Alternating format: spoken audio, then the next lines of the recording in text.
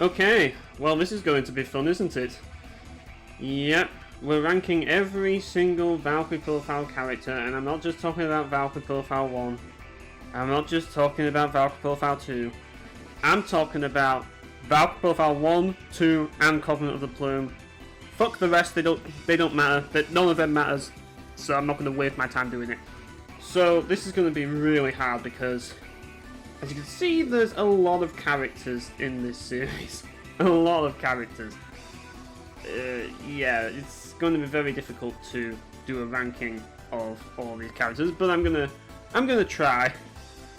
So, first off, we have Darius from Valkyrie Profile Covenant of the Plume. Like, Darius is just, like, I don't really care much for him, honestly. He's just kind of like this, I put him in lame, honestly, because he's just kind of like really boring, really straight-laced, just really, like, he's just kind of like his entire facial expression just says it all. He's just like, he's just a boring character, really. I think that's the best way to describe him. He's like, but yeah, I don't want to go too much into it because I've got so many characters to discuss here. But yeah, I just found him boring and uninteresting. Aaron is also pretty lame. I would put him in terrible. He's not terrible, but he's lame just simply because if you get Aaron, you miss out on Sunday, and you don't want to do that. Now, he did kind of play a part in the Arcane thing, like in the Arcane like Kingdom War or whatever the hell. So he's not terrible, but he's lame because if you get him, you miss out on Sunday, and he's just not as good. He does have some discussions with some Einherjar, but it doesn't really save him from being lame tier, just simply because why would you get him? Like, why would you bother getting Aaron when you could get fucking Sunday, who is way better? Adonis, wow, where are we gonna put this guy?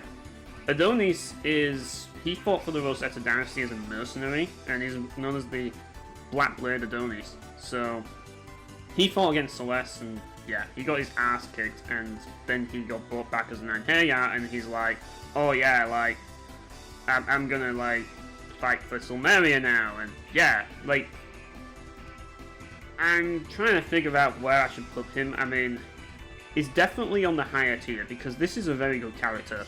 I used Adonis a lot in my first playthrough. I didn't use him much on my, like, Let's Play, simply because, like, I was using Sunday the whole time.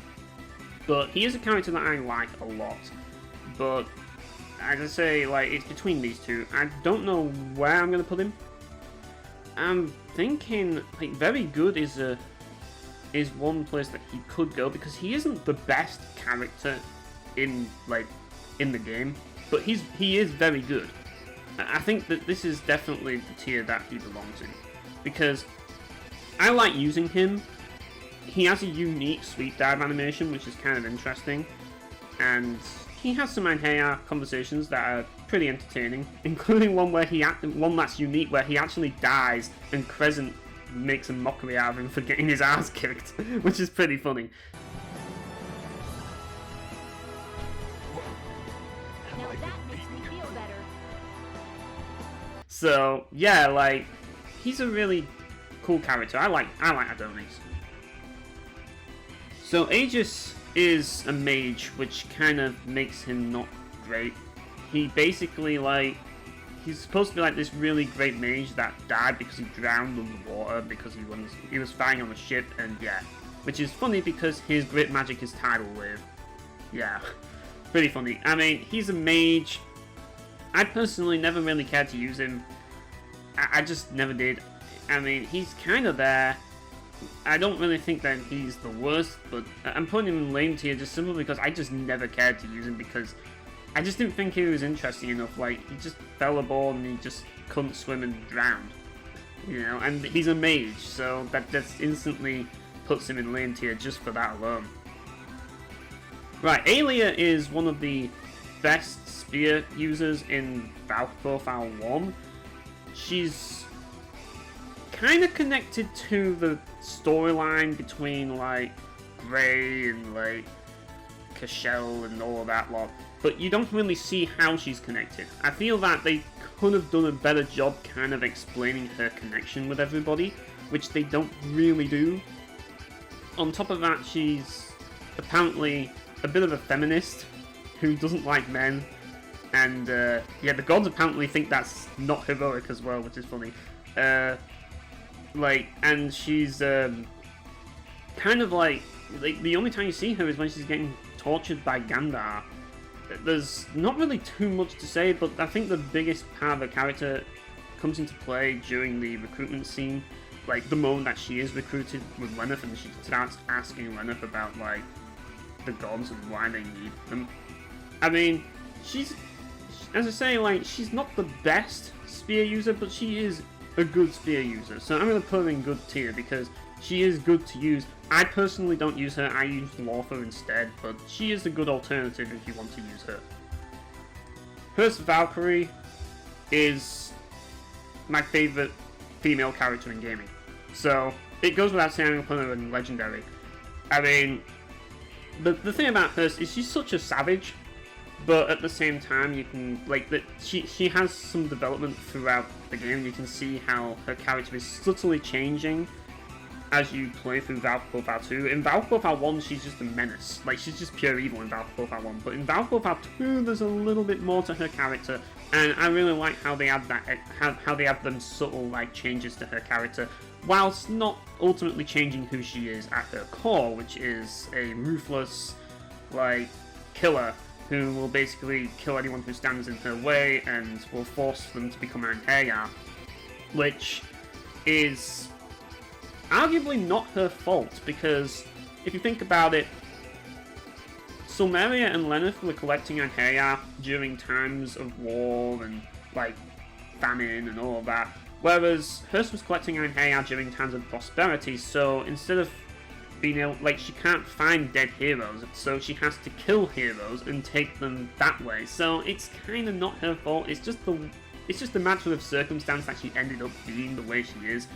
But she's cool nonetheless, and she never changes, but she does become a little bit more empathetic throughout the game, and yeah, she's basically like a really cool character in general. She's a badass.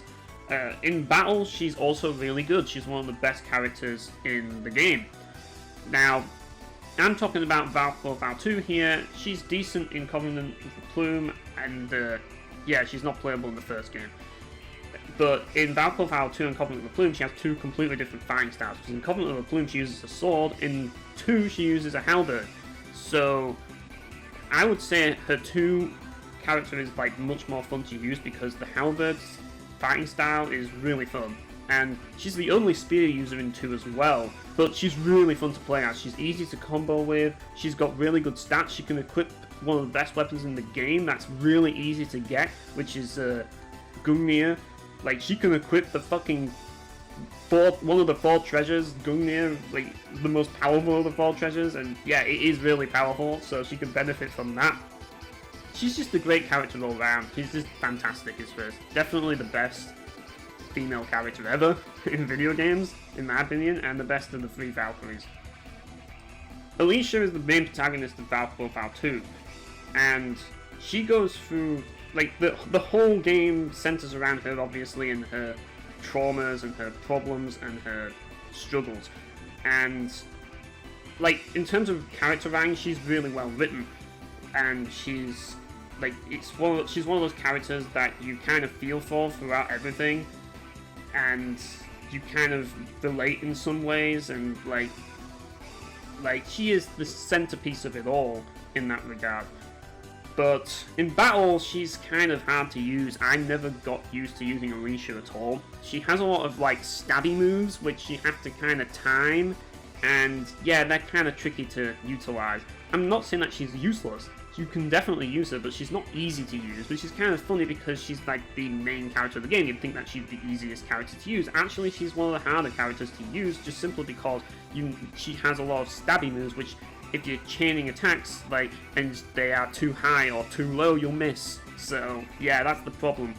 But, as I say, like, I think that Alicia is definitely one of the most well-written characters in the game. She gets a lot more focus. And yeah, like her entire character is tragic. She's basically she basically goes through a lot of shit throughout the game, and yeah, she is probably one of the most tragic characters I've experienced in a video game. And yeah, like she's up there with the likes of Guts from Berserk in terms of like tragic backstory, and not just backstory, just the whole story. But the way they went about it was really interesting, and I feel that they made it feel like they didn't turn to like shock value or anything like that. They just made a character that you can easily sympathize with. So I would put her in very good tier. I think that she's well written, but I just don't like using her in combat because she's just not really easy to use in my opinion. I think this is Alm. I can't see his face, but I think this is Alm based on like the color of his robe. Now, Alm is kind of a jerk. He takes the piss out of his brother all the time, and he's constantly making jabs towards his brother, who he thinks is incompetent, and he's kind of like, he has a lot of contempt towards him, and yeah, he's a bit of a dick. Plus, he's a mage. Yeah, I mean, we all like our dickheads, don't we? But being a mage, yeah, he's not that great. I'm just gonna be honest, but he is not terrible. I mean, I could put him in okay tier, but because he's a bit of a dick, I'm probably gonna just put him in lame tier because he's an ass. He really is an asshole. Ansel is a character that you can only play in the post game of Valkyrie Profile and the Plume and the Seraphic Gate, and you can play as him right at the start of the game. Ansel is pretty fun to use. I actually use him in my party in like the Seraphic Gate. He's basically just kind of like the foil to Wilfred's angst. You know what I mean? He's cheerful and always upbeat and happy, whereas Wilfred is just pure edge, pure angst, pure like, I want to kill everyone, you know. He kind of balances things out, and yeah, like, for a character to be this cheerful in a Valkyrie Profile game, yeah, like, he's gotta be something, like, he's gotta be somewhat good. Like, I kind of like Ansel. I'm probably going to put him in very good, honestly. I like using him. He's really good to use in the Seraphic Gate, and yeah, he balances out Wilfred really well. I think he's pretty good character. Arcana is basically like, she's like one of the two archers that you can get. She's one of the fighters that was fighting at her hometown and she died. That's basically her entire backstory. She has interactions with Vashika, but that's about it. As an archer, she's pretty decent though, so, I mean, she's not really the best archer out there, but she's okay. I think okay tier is the best place to put Arcana ultimately, because she doesn't really have that many interactions with Einherjar, and she's just kind of there in the story because she was just defending her hometown, basically. Atresia is another archer, but I used her in my main party. She's actually a pretty good archer to use in the game. Now, her backstory is kind of more personal to her, and she doesn't really have like much like in terms of Einherjar dialogue that I know of, and yeah, like that's the biggest flaw. Again, like, where would I put her? Like, she's not essential. I would put her in okay tier as well, just simply because she's not really what I would call like a good character in battle. Like, she's not like good enough in battle, but she is good in battle. She's one of the better archers in battle. It's just that in terms of like story, like she's basically just like a sacrifice who like ended up bearing a child, and then because of that, like she can't, like, because she didn't like sacrifice herself, like the gods got mad and killed everybody in her home and homeland, and she had to flee and then ended up dying eventually. Yeah, that's pretty much the gist of it. Badrach is the comic relief character of Valkyrie Profile 1. He's an absolute scumbag, but he's kind of one of those lovable rogues, isn't he? Because he's an absolute scumbag, but he's also an idiot. So, yeah, like in battle, he's probably the worst character in the game, which is not good. That's not good at all. But, like, I mean, he is kind of an interesting character, how he's kind of like the comic relief in such a, like, dreary, dark, like, serious story. Like, he kind of, like, balances things out, but at the same time, he's a complete scumbag. I think he just ends up being okay tier, just simply for that. I don't think he's lame, even though he probably should be, but in terms of, like, characterization, like, he's a bit more interesting. I don't know. Like, I'd probably pull him an okay tier, just simply because he is the comic relief of the game, and he does his job, and he's kind of like, he's just kind of like silly, I guess. Belanus, he's one of the earlier Einherjar that you get in the game, and well, he's mainly just used to send up Einherjar. He's kind of like this nobleman, but he has like this, he has high morals, you know, he has moral values, so he actually cares about like the people that he's like, he actually cares about like the welfare of his slaves and stuff, and yeah, like that's basically all there is. And then eventually one of the slaves that he took under his wing, well, his father took under his wing, that he'd been fond of, ended up getting killed, and he sacrificed his life for her. I mean, as interesting as it may seem, that story, he's just kind of okay. I don't really think there's much else to say about Belanus. He's just a character that you'll just send up as an Einherjar eventually, just simply because he's just kind of like, he's just kind of there. And that's all there really is to say about him. There's really, like, he's not good enough to warrant, like, making, like, a permanent Pi member out of him. Because he's not good enough. But he's okay for when you get him. Christie. Now, Christie is, as I say, like, you're either going to get Chacon or Christie. I always got Christie. She's kind of connected to, I think she's connected to the Pan. If I recall who she is, I think she is connected to all of the, like, the Pan royal family sort of, like, interactions with the Einherjar. So she has quite a few interactions. If I'm recalling, if she's that character, I think she is. But as I say, there's not too much to say about her really. I mean, she's an average archer. There's not really that much that I can talk about, but she does have a lot of conversations. So I would definitely not put her in lame tier, but I think okay tier is the way to go. Like, she's got enough conversations to be interesting, but she's not really anything that stands out as being amazing. Now, Cirque is basically, I think she's Crowd's other half, and like, she's a blacksmith, and she's basically smiths weapons and Vilmar. That's basically her entire character. In combat, well, she's just, like, the thing about Cirque is, the advantage to getting Cirque is you get access to green gear early, because she comes with early green, so if you want to get skills fast, then she's a great character to get. But, like, she's not really the best Einherjar in the game. She's very average, and she has some conversations with Crab and Adonis, funnily enough, which is kind of funny, but like, because Adonis is just completely unrelated, but it's an interesting discussion how Adonis is like, you need to make equipment for me, and like, she's like, no, I only make it for Crab, and I'm just like, yeah, maybe you should make it for Adonis, because Adonis is awesome. But yeah, she's okay tier. Dwayne is basically like, he's basically a bit of a coward.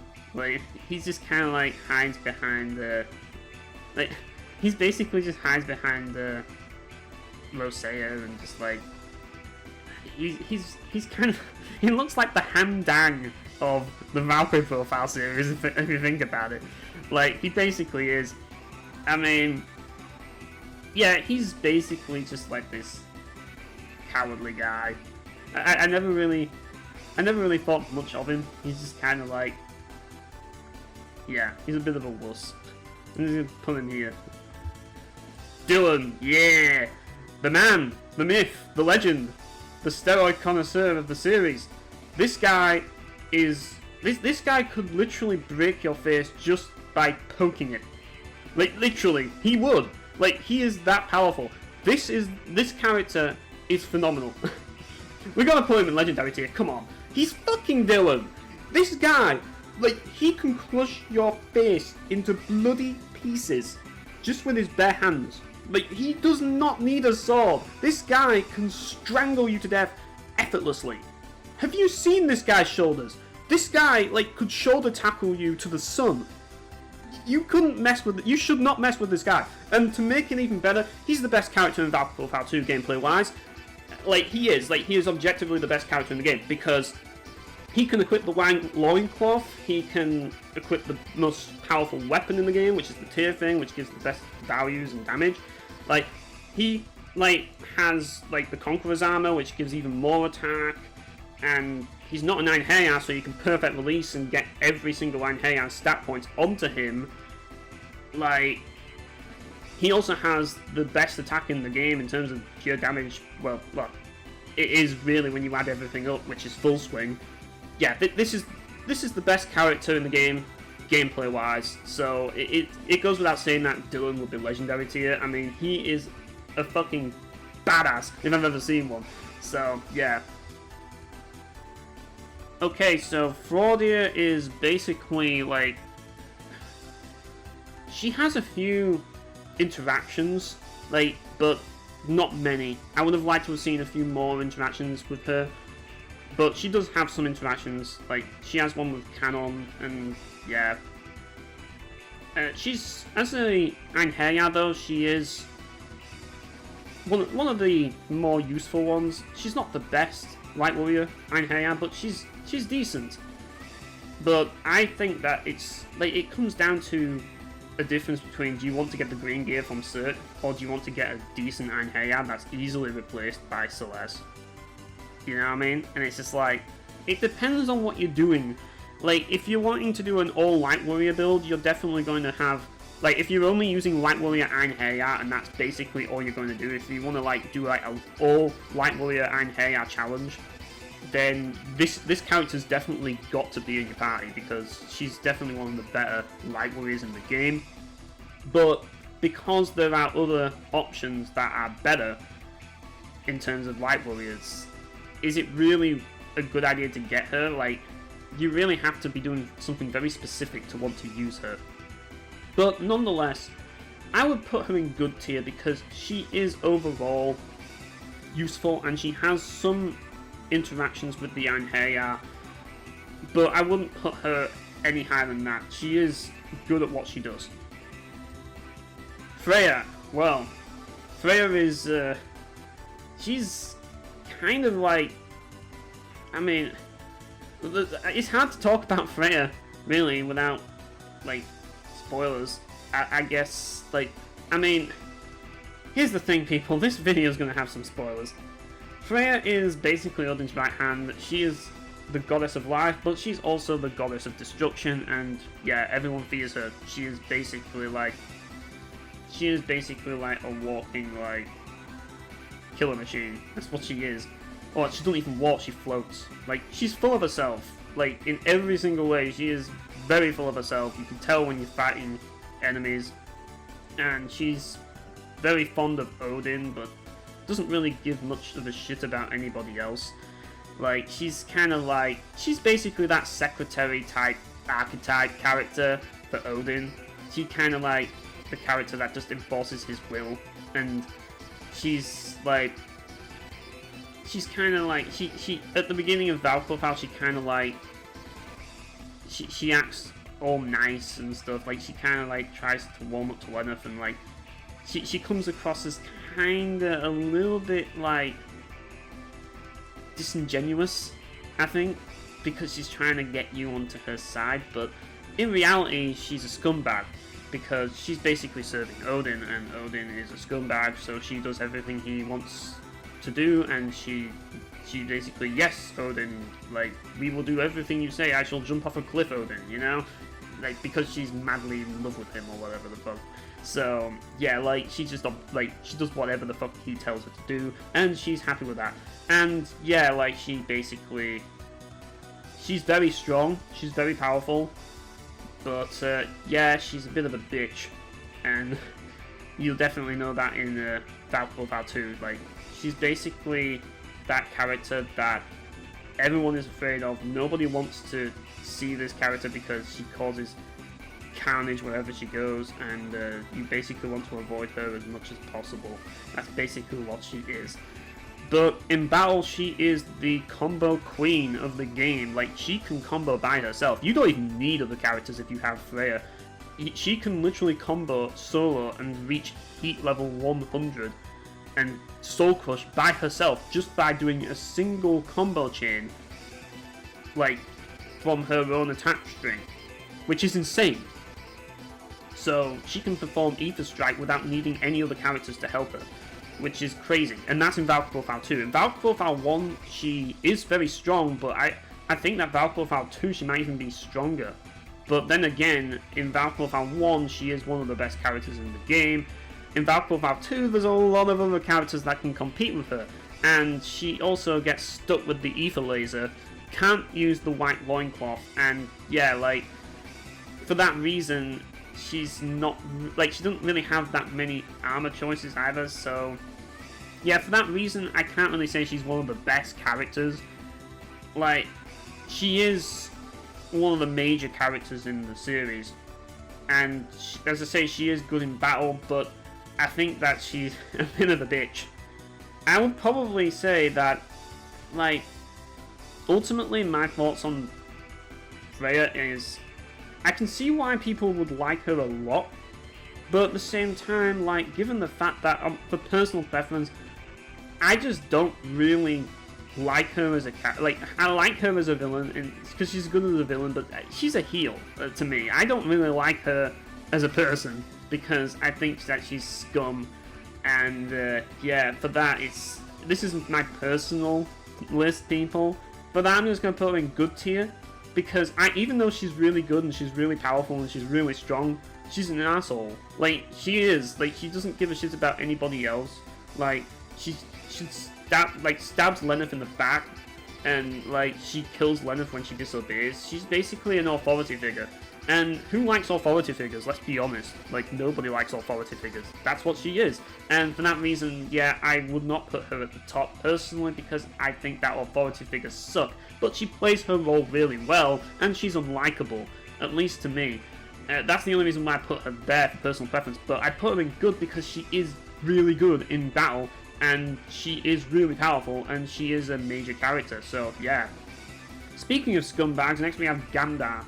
Gandar is the person that tortured Aelia, and the gods basically want him because he's a powerful mage and he doesn't want to tag around with Lenneth, but Lenneth forces him to, the same way that Hurst forces other Einherjar to by killing him and forcing him to become an Einherjar. So Hurst isn't the only person guilty of this. Lenneth does it as well, but Gandar had it coming because he's a scumbag, and he's basically in it for his own gain and is trying to basically get power for himself. Yeah, he's just basically that generic evil villain that just wants to basically claim power and dominance over everybody, and that thinks he's better than everybody else and thinks that he deserves to have total power and is a schemer. But he's not quite on top of his game and he gets outsmarted by the gods, and yeah. So where would I put Gandar? He's a mage. Mages in Valkyrie Profile 1 are actually pretty good. But there's a lot of mages and they all kind of feel very samey, so would you really want to go for Gandar? I mean, he's not essential and you can only get him in hard mode. And yeah, like, I don't really...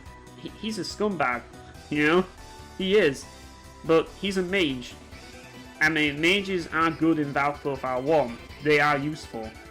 But you could pick any other mage over him. I mean, I guess he's... Like, unless you count Lazard, who isn't really playable outside of the Seraphic Gate, he's like the only male mage in Valkyrie Profile 1. Which is kind of ironic, because in Valkyrie Profile 2, all the mage characters are male. Which is funny.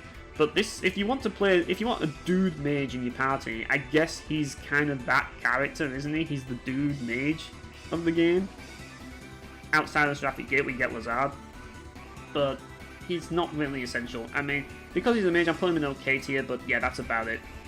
Gerald is basically pointless to get, in my opinion. He only has conversations with Jessica and that's it. He's basically just like his backstory is kind of uninteresting to me. I don't really care about him. He's not really that good of an Einherjar. I put him in lame. Like, he really is lame. Gray, oh yes, Gray. Now I know what you're gonna say. Gray is the worst character in Valkyrie Profile. okay, I get it. Grey is shit in battle. We get it. But is Grey a fantastic character? Yes. I like Grey. He's awesome. I like the concept that he's kind of like this walking suit of armor, you know? Like, I really like that. And, like, he's kind of like the guy who caused a lot of problems, and he kind of feels bad about it, and he ends up, like, doing something to, like, save his loved one, and ends up doing something that's a desecration of nature, so he's kind of like a moral grey area, what he's doing. But he's a good person at heart, and, yeah, like, he's probably my favourite role that Eric Stewart has ever played. So, yeah, like, where would I put him? I mean, he's not great in battle, he's not, but I like him. I do like Grey. He's one of my favourite, he's probably my favourite Einherjar from Valkyrie Profile 1, like character-wise, unless you count Arngrim, but he's in 2 as well, so, yeah. Hugo. Well, Hugo is kind of like the, he's kind of like the mentor character for Wilfred and Ansel at the beginning of the game in Covenant of the Plume, because obviously they, like, Wilfred doesn't have a father figure, he needs one, and Hugo kind of like tries to be that, but obviously he doesn't quite get through to Wilfred, and he's kind of like the veteran, he's seen it all, he knows everything that's going down, and yeah, like, as I say, I'd say he's decent. I won't say he's like fantastic. I think that he gets outclassed by like other characters later on. Like, he's one of those characters that you'll use a lot at the start, but later on you'll find some really cool characters that will just replace him. But that's just personal take, I guess. Like, he's still useful throughout the game if you want to use him, but it's just like, personally, I prefer other characters to him later on. But he's decent. I'd probably put him at good tier. Janus. Okay, Janus is very complicated because his storyline is he kind of got screwed over in a way by the, but it's hard to say because he was basically like, he was shot in the back, and yeah, by people that he was like supposed to be helping out, and yeah, he was used, and yeah, like he got stabbed in the back, and people called him a coward, and like, yeah, like it's very hard to explain his character. But in battle, he is actually really good. Like, he's got some really, like, as I say, he has the Raven Slayer and stuff. Like, he's got some really good moves. I think he's really good to use. But I found his story to be really complicated. I don't really think that he's a mainstay Pi member, personally. But he is good. So I'm going to put him in good tier. Jaylee is also, I think she's from Chromon for Rain as well. Like, they're both from Chromon for Rain. But Jaylee has a bit of a different story. Like, she's basically like a woman pretending to be a man. And yeah, like, she's kind of like has this relationship with one of the other people in the military, and like, she gets involved with Genevieve, and yeah, the problems happen, and then she ends up dying, and yeah. Now, given the fact that you get her so late, I just kind of feel that Jaylee is just kind of, like, she's not really the best Einherjar to get, and she's just not really, like, the worst. She's just kind of there. I think that's the best way to describe her. She's a decent sword fighter, but she's not really anything special. Jolanda is, she's like the earliest Einherjar you get in the game, unless you count Arngrim and get them at the same time. She's basically a spoiled brat, and she's basically used, like, she's basically like used to, like, I guess, test the ghoul powder. I don't know, like, I don't know what it is, but she's kind of used as a means of like trying to like, there's some sort of conspiracy going on.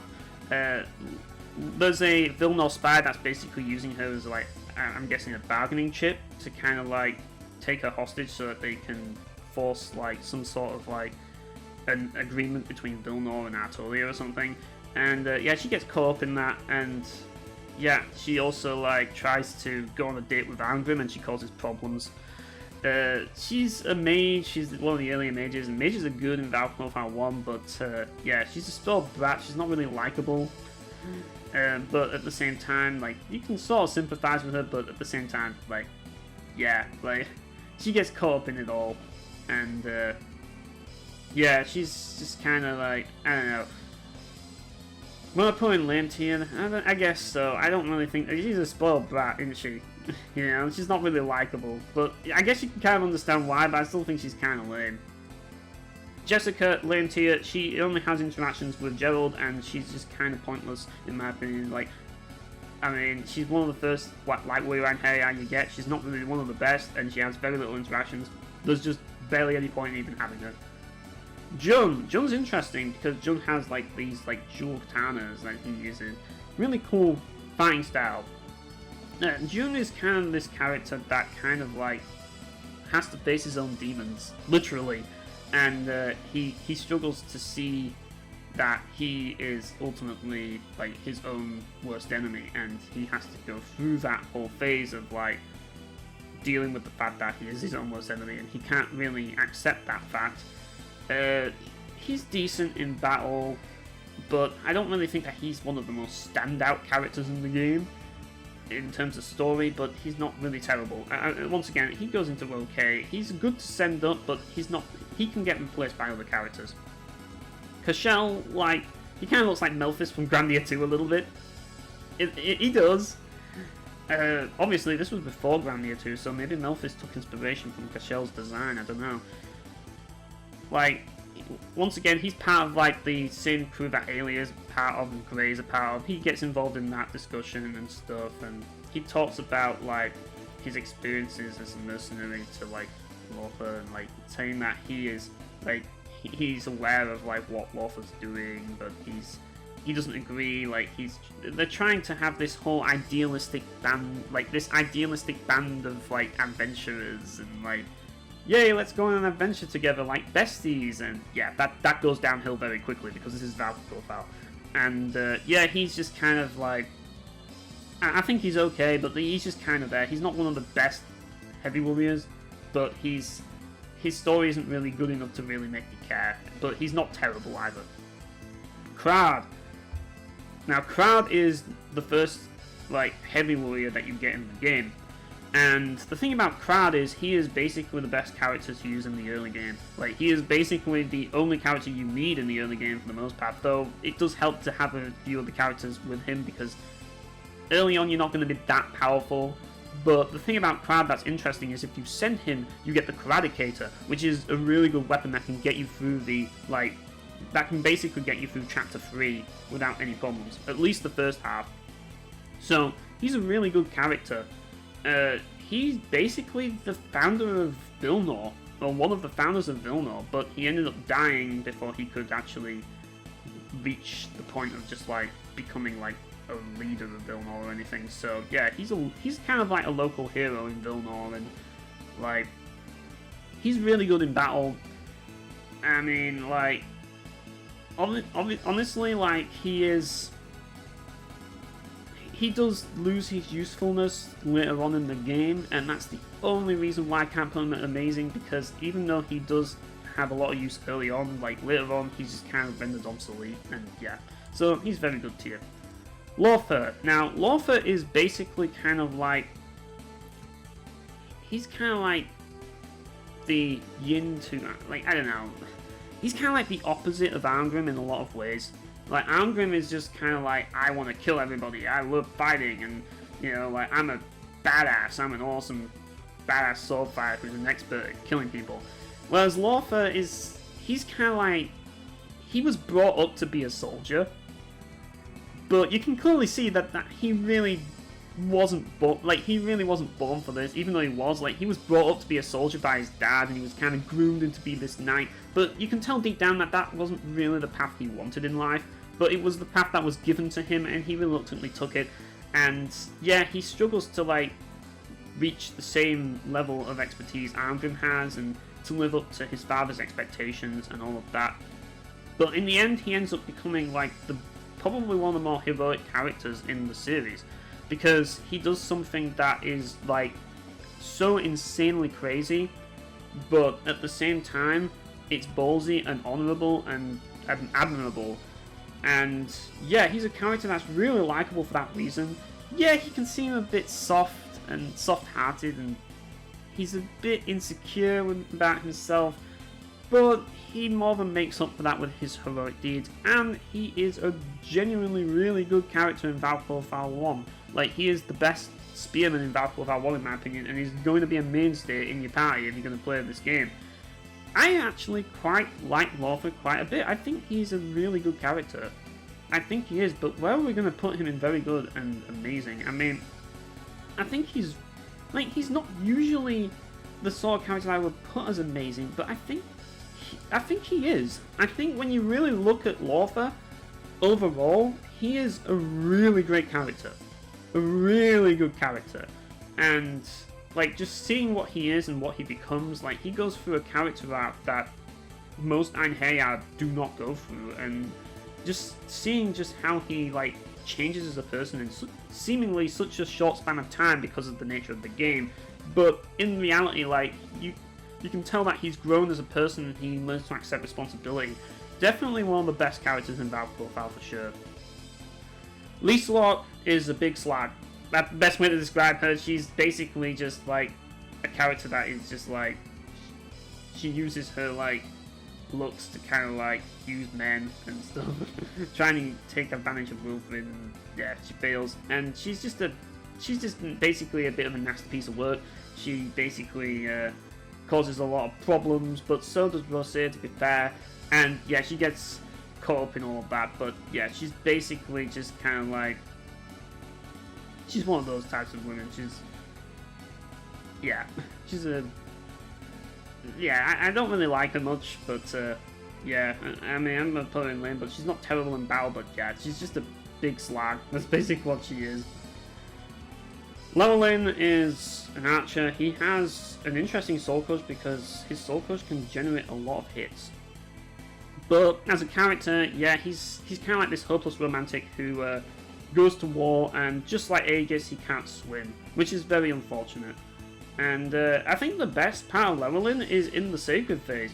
Like, that's the best part of him. Like, you get a lot more interesting things in the sacred phase where, yeah, like, there's this moment where he gets to do this mission, but he can't do it because he can't swim, and yeah, like, he ends up kind of like missing an opportunity and stuff. And like, the thing about Llewellyn is he is one of those characters that he'll just send off to Valhalla because he's not really that good in battle. He's okay, don't get me wrong, like, he has a good soul crush and he's alright, but he gets easily outclassed later by the likes of Janus and stuff, so I put him in okay tier.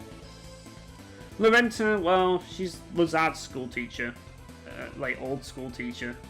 For that reason, I just don't like her in general. Like, she's just basically authority figure that everything has to go by the rules and very strict and all of that lot. Yeah, I don't like this character. I don't like Lorenta, and I don't feel sorry for her death because she's a fucking head teacher who is strict and is just basically just, oh yeah, you know, I don't like those types of characters, people. I just don't. Personally, I just don't. So I don't really have much sympathy for her because she didn't really see Lazard was going to end up the way he was, and ultimately she had to pay the price for teaching Lazard and like not really taking responsibility for what she was doing, and like ultimately like causing him to like be like gotten rid of from the academy is one thing, but she didn't really see him as a bad person. She thought that he was a good person because he's my greatest student, and yeah, she can't get away from that. So really, I don't know. And even Mestina says that she's not a nice person. I'd take Mestina's word for it because, at least in my experience, school teachers have been assholes. I'm not speaking for every school teacher here, but given the fact that like not only Lazard hates her, but also Mestina hates her, yeah, I don't really like her at all. She's basically another authority figure who like, yeah, is probably an ass. So I don't really like Lorenta at all. And just for that, I'm just going to put in terrible. Even though she's a good mage and she's got high hero value and is good to send up, I just don't like her as a character. I just don't. Lucian. Lucian is basically like the... he's a major character in the game. And he starts off... Like, the game starts off with him, like, dragging Patina through like the Weeping Lily Meadow, and then Platina ends up killing herself. And he's kind of like obsessed with this girl. Like, he's madly obsessed with Platina. Probably just as obsessed with Platina as Lazard is with Lenneth. Like, he is really obsessed. The only difference is that Lucien, unlike Lazard, is able to kind of restrain his feelings a bit and isn't like willing to like take what he wants. Instead, he just clearly like still obsessed and can't get over her. So yeah, he doesn't indulge, like he doesn't like forcibly like force Lenneth into loving him like fucking Lazard does. He's just kind of like, he knows his place. He's a freaking human being. He doesn't have a chance with a goddess like Lenneth. He just kind of like that character that will simp for Lenneth like 100% of the time, but at the same time knows that he doesn't stand a chance. And until the end, where Lenneth remembers who she is, that she's Platina, and then yeah, like because of that, like she ends up falling in love with him, and obviously he reciprocates. So yeah, that's basically his character. In battle, he is actually really good. The problem is that you can't keep him for long because you need to send him to get the A ending, otherwise you won't get ending A. But when he's around, he's really good. Very important character, and yeah, like, for that reason, as I say, like, it's a shame that you can't use him permanently, but I would put him in good tier just simply because overall, he is good in battle. You know, and he is a major character, but the problem is you can't use him for the whole game, which is a bit of a shame. So, yeah.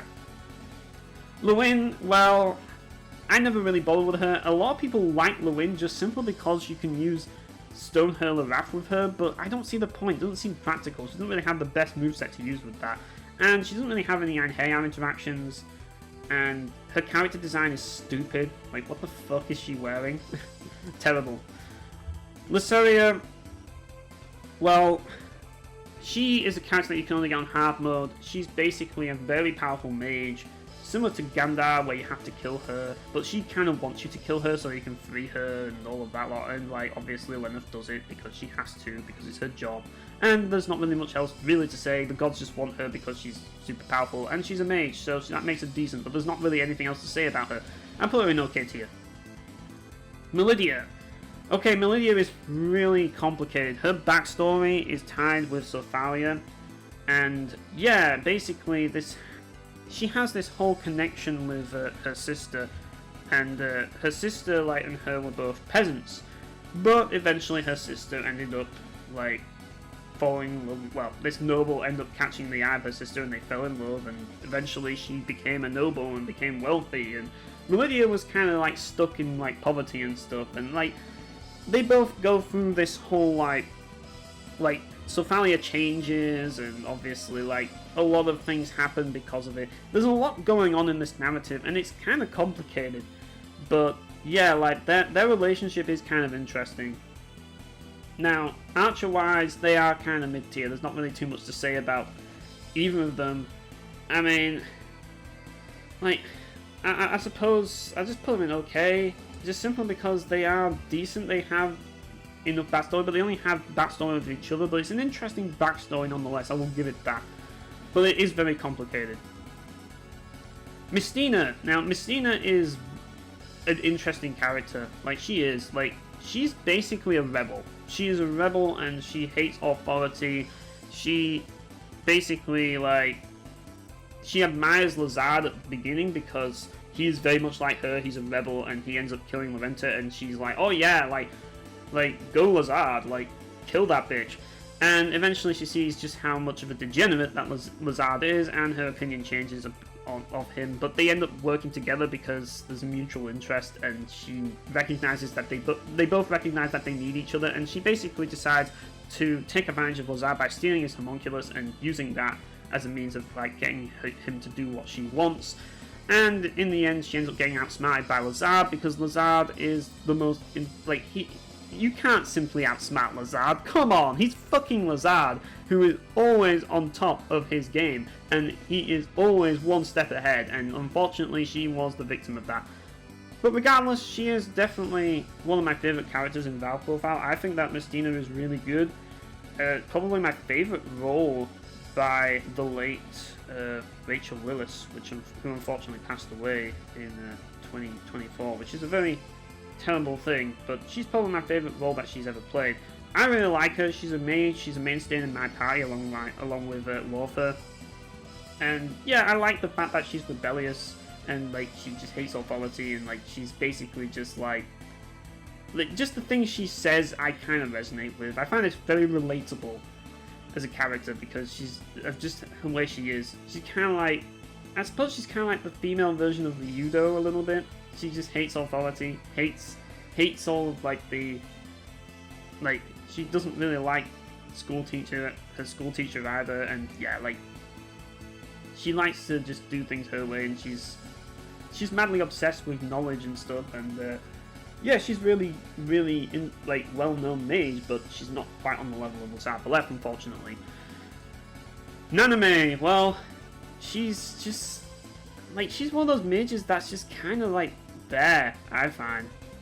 Basically, Naname is an adopted child who's trying to live up to her father's, like, well, the thing is, her parents do love her, but she kind of convinces herself that she isn't worthy of being in the family, and she's constantly trying to live up to like what her parents' blood child was, and she's trying to follow in her footsteps, but unfortunately she reaches a point where she no longer can because her blood relation, because she doesn't have the same blood, she can't carry out the thing that she can't carry out this ritual or whatever the hell that her parents' actual daughter could, because she's not of blood. And yeah, unfortunately she ends up like getting into a problem and decides that it's best that she dies in exchange for her parents' actual blood daughter, and she takes her place and becomes an Einherjar, which is kind of sad, but at the same time it's kind of noble that she gives like her parents' actual daughter a second chance at life. So it isn't a complete waste, but yeah. But in battle, like, by the time that you get her, she's really weak. Like, really weak. Probably in my opinion, she's the worst mage in the game, just simply because of how weak she is at the start. And it's just like trying to get her, to be really good takes a lot of work.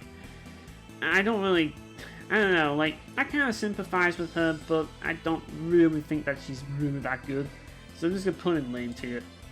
Like, I do kind of sympathize with her as a character, but as a mage, she's the weakest, and that's the only reason why I have to put her in. Otherwise, I'm putting okay tier. But yeah, like, she's just so easy to kill and flimsy, like, as a mage early on, because she's so low level, and like her stats are just so low, and that's the problem. Fiona is like, she's kind of like this noble swordswoman who's like, she takes pride in her family's legacy of being like warrior clan, or like a warrior family, and she trains to get stronger so that she can live up to her family name and essentially take over the family and be like a renowned fighter so that she can maintain her family's legacy. Yeah, she's very much a tomboy, and yeah, like, obviously, like, her family like appreciates what she does, and yeah, that's all that there really is to say. She gets some funny interactions in this rapid gate, which is pretty funny.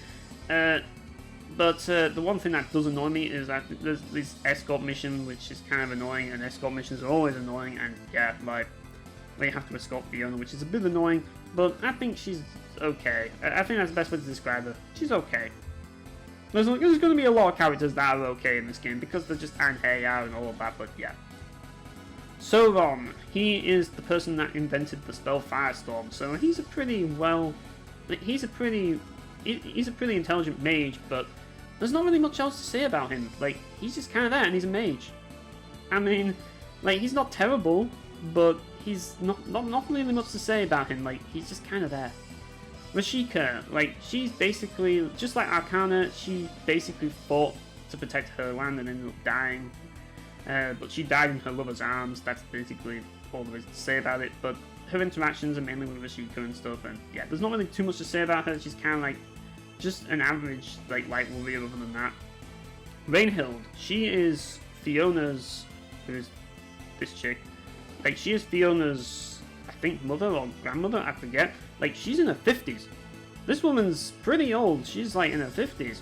I mean, like, I guess that's kind of like, I say that, but it's not that far away from 50 for me, so, you know, I mean, well, I'm in my 30s, but, you know, it's like, it's not, eventually, like, when I get to, like, 40, like, there's a funny moment in the traffic gate where it's like, because I'm not far away from Gwendel's age, I'm 31 years old, and, well, I don't know, like, depending on when this is uploaded, like, I might be 32, I don't know, but I'm 32 in October, like, 10th of October in 2025. Once that passes, I'll be 32. So, like, I'm in my early 30s, and there's a scene in this traffic gate which is absolutely fantastic, where Gwendol is basically meeting up with these guys, and they're all these old guys, and like Hugo and Dwayne are both there, and they're basically just talking about what it's like being old, and like how old sucks, and like we need to discuss old age and stuff. And Gwendol's like, fuck that, I'm still young, I'm still a badass, I'm still like awesome. And then eventually Dwayne's like, once you turn 30, 40 is just around the corner. And that line haunts me to this very day, because it makes me remember that one day I'll be as old as this woman. But I'll give her one thing, she can fight, and she's still in the 50s, which is great. That's amazing. The fact that she can kick ass and she's in the 50s, damn. So yeah, like, where would I put Rainhild? I mean, she's the leader of House Horn. Well, she and her husband are like the leaders of House Horn, but, you know, like, and she's an archer. There's not really too much to say about her other than the fact that she is one of the members of House Horn that is able to kick ass. But yeah, I mean, I don't know, I put her in okay tier because obviously, like, I wouldn't really say that she is like a mainstay in the party, but she's interesting. Raquel, she is one of the earlier Einherjar that you can get that is light warrior. She's kind of involved in like the Archdane like thing, so she's kind of sort of connected to Aaron, who is down there, but she's actually kind of useful in the early game, I guess. But she kind of gets beaten out by Celeste, so you don't really use her that much. So I just put in okay tier, just simply because you'll probably use her at the beginning, but that's about it. Roland, who is also a member of the Archdane Kingdom, and he was a general in the Archdane Kingdom, so he fought with Raquel. The problem with Roland is that he, like, even though he has interactions with people, apparently doesn't have any interactions with Raquel, which is kind of a waste. He also doesn't have Sweep Dive and Dreaded Radius. Well, I think he has Dreaded Radius, but he doesn't have Sweep Dive, which is crippling. So, while he is not terrible, you definitely don't want to get him because you want to get crabs. So, yeah, like, I put him in lame tier for that, but he's not a terrible character overall in terms of, like, writing, but in terms of gameplay, yeah, you don't want to get him. Oh boy, here we go, the Sadist twins. Muriel and Mishka. Yeah, that's my name for these two, because that's the perfect name to give them, the Sadist twins. Every JRPG franchise has to have those two twins that are either really annoying and obnoxious, or in this case, just really sadistic and just pure evil. Like, these two kids are just obsessed. Like, they are the opposite of, like, I don't know, like, they are the opposite of, well, actually he isn't there yet, but probably Valmer or whatever the hell. Like, these two kids just, they're kind of like what Arngrim is in Valkyrie Profile 1, but the thing is, Arngrim actually develops out of it. Like, these two kids never develop out of it. Basically, these kids lost their mother, and, well, they were separated from their mother at an early age, and the only way they could survive is by being mercenaries. And, yeah, that basically means that these kids had to take up weapons at, like, childhood. So, because of this, they never really learned any moral values. They never really learned how to actually, like, they learned how to fight through necessity, but they never really learned, like, what it means to be a fighter and what it means to take lives. And they just think that it's all a game, and they just think that it's all a bit of fun. So, these two kids just love slaughtering people, and they take great pleasure in it. And, like, they get bored very easily, and, you know, they just move on to the next kill, and then they're just like, yeah, they're very, very immature, and they're basically brats, but at the same time, they're kind of tragic in a way because, like, they were brought up to be, like, the way they are. But at the same time, they are basically just evil and, like, ruthless. They're even more ruthless than first. Like, these two would basically... Like, these two kids... There's a scene in this game where these two kids murder their own mother without even knowing who she is. And then they just go about the business like it's just Tuesday. But the thing is, there's two characters here. I should rank them both. Miriel is kind of like... She's like a light warrior, whereas Mishka is a heavy warrior, which is crazy.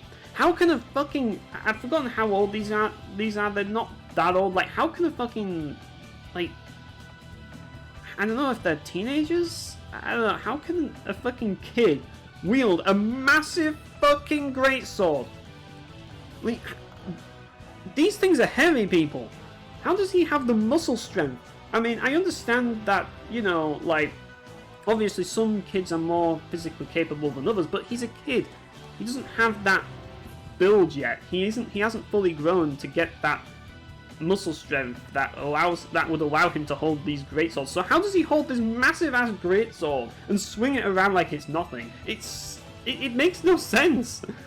But I think these two characters are very interesting nonetheless. They're definitely better than some of the other twins in like the other two twins in like Infinite and Discovery, that's for sure. Like, they're just annoying. Whereas these two are just pure sadistic, and there's something about that which is kind of interesting. And I think because that is interesting alone, they work well as characters. Yeah, they can kind of be like a bit obnoxious, but at the same time, it's just like their role in the story is kind of interesting. And I think for that alone, I just have to put them as good, even though I don't think that they are like... Even though I don't think that they are like likable characters, I think that their role in the story is great. I think that their role in the story is really good because of just what they represent and what they are. They represent they represent two children who are basically monsters at this point. And it's just a concept that I think really, like, that Valkyrie Profile and the Plume especially, like, it really, like, these characters represent Covenant of the Plume the most.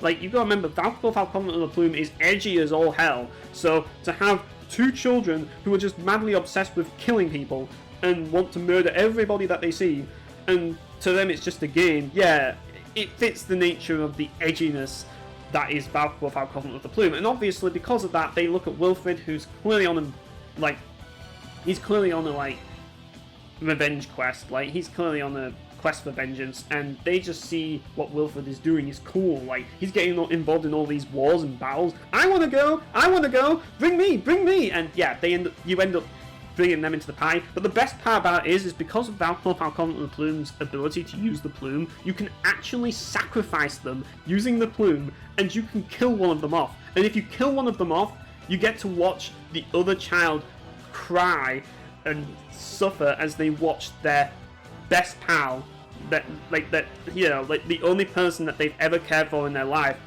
get, like, slowly die in their arms, you know?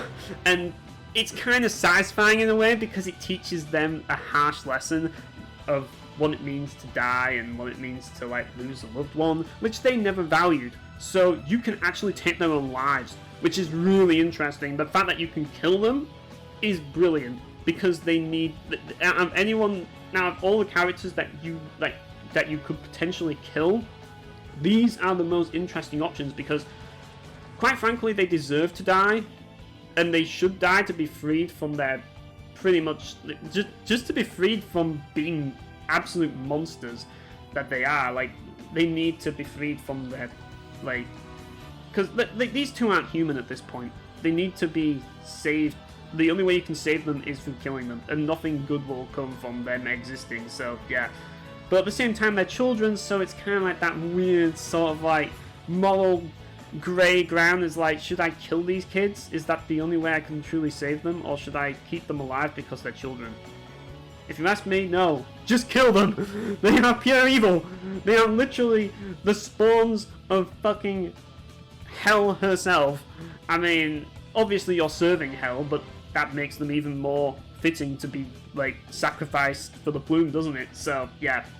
Interesting characters, but like, obviously they are not very likable. Okay, so I'm trying to figure out what this character is.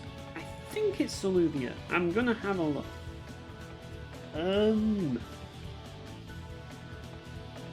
Yeah, that's definitely Silmeria. Silmeria, he's just kind of there, I guess. Like, he's the character that Alm, I think, if I recall, treats like a piece of shit, and he's kind of like, I think he left his nation or whatever the hell, and yeah, like, that's basically all there is to really say about him, and Alm does not like him, and that lot. I don't really care much for him, to be honest. Like, he's just kind of lame. He's a mage, for starters, and his backstory isn't really interesting. He has some interactions with Einherjar, definitely, including Alm, but I think both of them are kind of lame in a way. I never really cared for Silmeria personally, not my type of character. Shakon's a weirdo. I think that's the best way to describe her. She's basically like the theme, like, I mean, I say that and then we have like Mystina there, but she's kind of like, she's obsessed with necromancy and like creating these dolls, and one of these dolls like presumably kills her, and that's why she becomes an Einherjar. Like, she's obsessed with necromancy, as I say, so she's similar to like Lazard in that regard, and I don't know Gandar, I don't know if he's necromancy or not, but she definitely is, and she's fascinated by it. So she's kind of a weirdo. She's okay in battle, but she's a weirdo. There's not really much to say about her. I don't really think that there's much in terms of interactions either. I just put her as okay. Shiho. Shiho is kind of interesting because she's this songstress character who is basically used as a tool of war by like armies at like, I think Highland, or the island that Highland's at, and like one of the armies at Highland or whatever the hell that's fighting, and like she's basically there to like rally the troops, and her music, her song basically turns them into like mindless killers. So her song essentially makes everybody berserk and like causes them to kill everybody. Well, eventually she ends up getting captured by Suo, who eventually manages, she stops singing for whatever reason, and everyone's like, wait, why aren't you singing? And then they basically hit her, and to try and get her to keep singing, and they're very frustrated with her, and eventually, because she's not singing, like, the forces are weakened, and then Suo and his force, or whatever the hell, are able to kill them, and then eventually he reaches her, and he basically wants to know why she didn't sing or whatever the hell, and he basically captures her, and like he kind of has some kind of feelings for her a little bit, because he can kind of like sympathize with the fact that she's being used, and he feels that if he brings them over to his superior, that they can use her on their side, and he can basically maybe give her freedom. But obviously that doesn't happen, because when he brings her to his superior, he kills her, and he basically tells Suo that she needed to die for the crimes that she committed because she killed so many people, even though she was deep down just a tool that was being used by the enemy army. Yeah, she's a mage. She's a decent choice if you want to use her in the party. And yeah, she's a bit of a tragic character, but she kind of accepts her fate. She kind of accepts how she is, but at the same time, like she was still used the wrong way, and it's kind of a shame. But as I say, I'm putting good tier. I think that, as I say, she's a mage for starters, and she's kind of got a tragic backstory in a way, but she's a mage and she's useful, but I won't really put her too high because she's not interesting enough to me, but she's still a good character overall. Okay, so now we have Silmeria.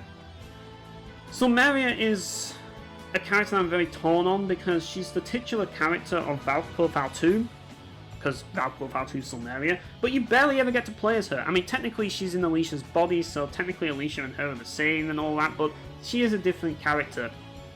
Now, Silmeria as a character, she is rebellious like Mystina, but she's kind of overbearing, and she's kind of like I don't know, like she's very stubborn, and she essentially like I don't know, like, the thing about Silmeria is her character. The way I feel about Silmeria as a character is weird, because she, in a way, she is the real antagonist of Valkyrie Profile 2, if you think about it, because she caused everything. Everything was caused by her. All of Alicia's misery and her traumas, like the state of things and everything else, like the gods, like invading Japan and all of that, and everything. It was all caused by her, because even though she's rebellious and like she wants to basically save Brahms and basically fight back against the gods, her actions are actually doing more harm than good in the long run, because she doesn't really have a good plan on how to deal with the gods, and it ends up backfiring and causing more problems. And in the end, she gets captured by the Sovereign's Right, and in Valkyrie Profile 1, Brahms saves her. In Valkyrie Profile 2, obviously, the timeline change thing happens, and she ends up getting captured by Lazard.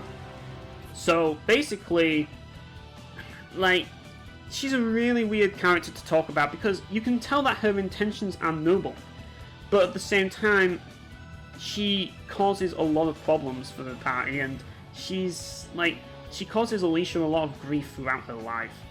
And while they do grow attached through necessity, she kind of has this sort of ownership role over Alicia, similar to how Griffith has ownership of Guts in Berserk. She is very much like Griffith. She's the self-important, leader of this small band of warriors that, she thinks that she can her actions are more important than everybody else, and everybody serves her will. And she's kind of self-righteous, and she kind of fancies herself the leader of the rebellion and everything else.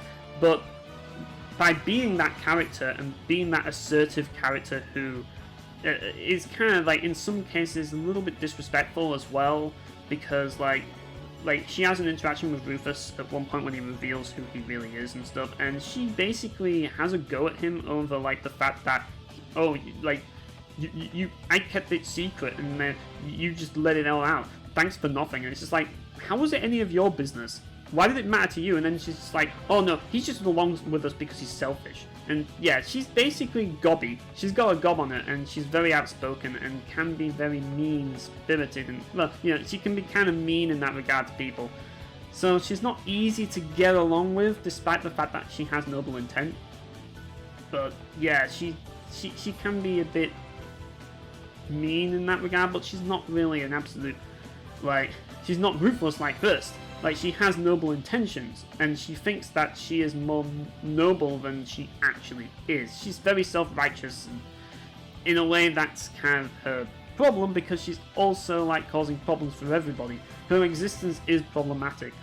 So it's very hard to really explain my thoughts on Silmeria as a character because of what she is. I mean, she's not a nice character. She's not a nice person. She's a horrible person for what she makes Alicia go through. But it's kind of by necessity, but it's also by her own doing. She caused all of the problems that happened in Valkyrie Profile 2. She caused it all.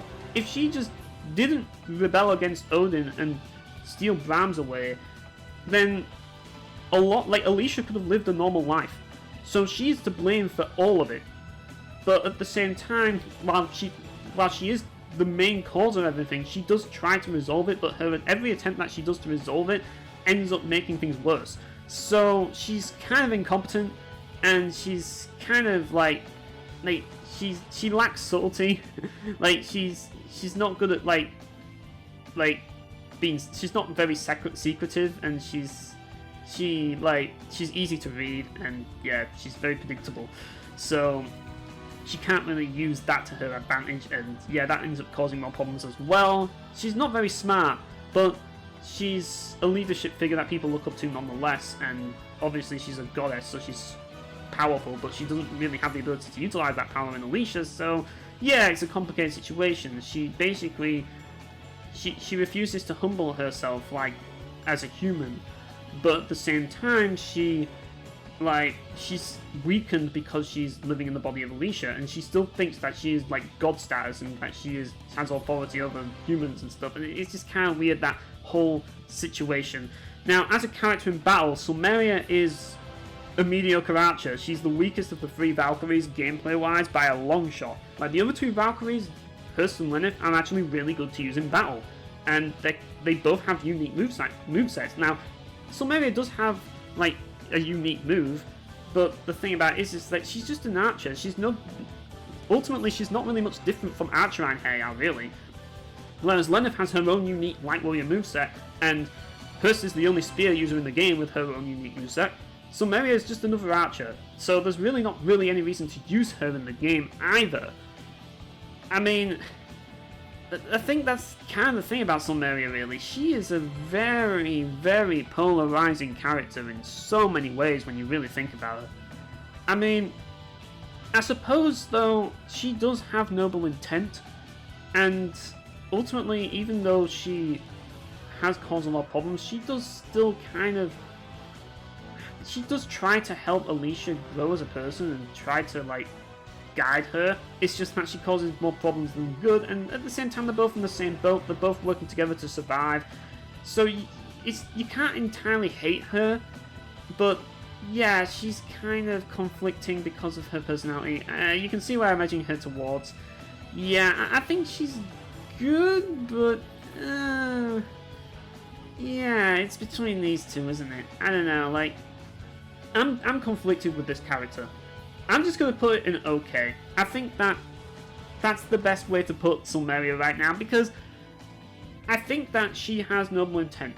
But at the same time, yeah, like, it's very complicated, my thoughts about Silmeria. But I think she's an interesting character. I do. Like, she plays an interesting role in what she does, so that's something. But I don't know, like, I'll just put her in okay for now. Just simply because, as an archer, she's not the best archer in the game. So Thalia, I already basically said the same thing with Lydia, and just put her in the same boat. She's basically tied to the same story. Like they have a very tragic backstory, but like ultimately, like as Einherjar, as fighters, they're not really the best, in my opinion. So yeah. Suo. Now Suo is the samurai character of the game, and he's the character that catches like Shiho. The problem with Suo is that you get him right at the end of the game. He's probably the last Einherjar you get, and by the time that you can get him, like, you can already just, like, if you play, like, if you're going through the A ending, you're probably already at the A ending before you even get him. So, yeah. It's one of those weird things. I mean, he's an interesting character, but he's just kind of okay overall. I mean, I do like the concept, and he's, like, his relationship with Shio is really cool. Like, he's trying to do the right thing, but at the same time, like, his superior, like because of what Shio did to his people, like, and he knows that Shio's just a victim in all of it, but obviously his own people that are fine with him, like, they don't see it that way. They see her as a threat, and because, like, she's killed so many people, yeah. I like his story, though. I think he's decent in battle as well, and he's not the best, but he's decent. I like using Suo every now and again, but I don't know, I wouldn't say he's a mainstay like Alia, but he's okay, and I like his story somewhat, so yeah, I put him in good tier. Okay, so Sylphide she's basically Faris's, like, I think she works in, I don't know, handmaiden or whatever? Yeah, she's basically one of the characters that you can get at the start of the game, like Raquel. You either get Raquel or Sylphide or Jessica. And Sylphide is, yeah, she's okay. I think she's alright. Like, she has some discussions with Gaum and Din as well, as, like, they are all related. Like, Gaum is her lover and Din, I think, is her son. So, yeah, and she's connected with the royal family. So she has a somewhat prominent, like, she's kind of, like, important in the plot to some degree, but not important enough. And as a Light Warrior, she's kind of average. She's not the best, she's not the worst, she's alright.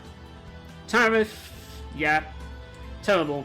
The reason why Tariff is terrible is not necessarily because of the story, it's because, well, why would you use her? Because, like, she's basically an inferior Celeste. And the thing about makes her worse is the fact that she's trying to be Celeste and pretends that she is.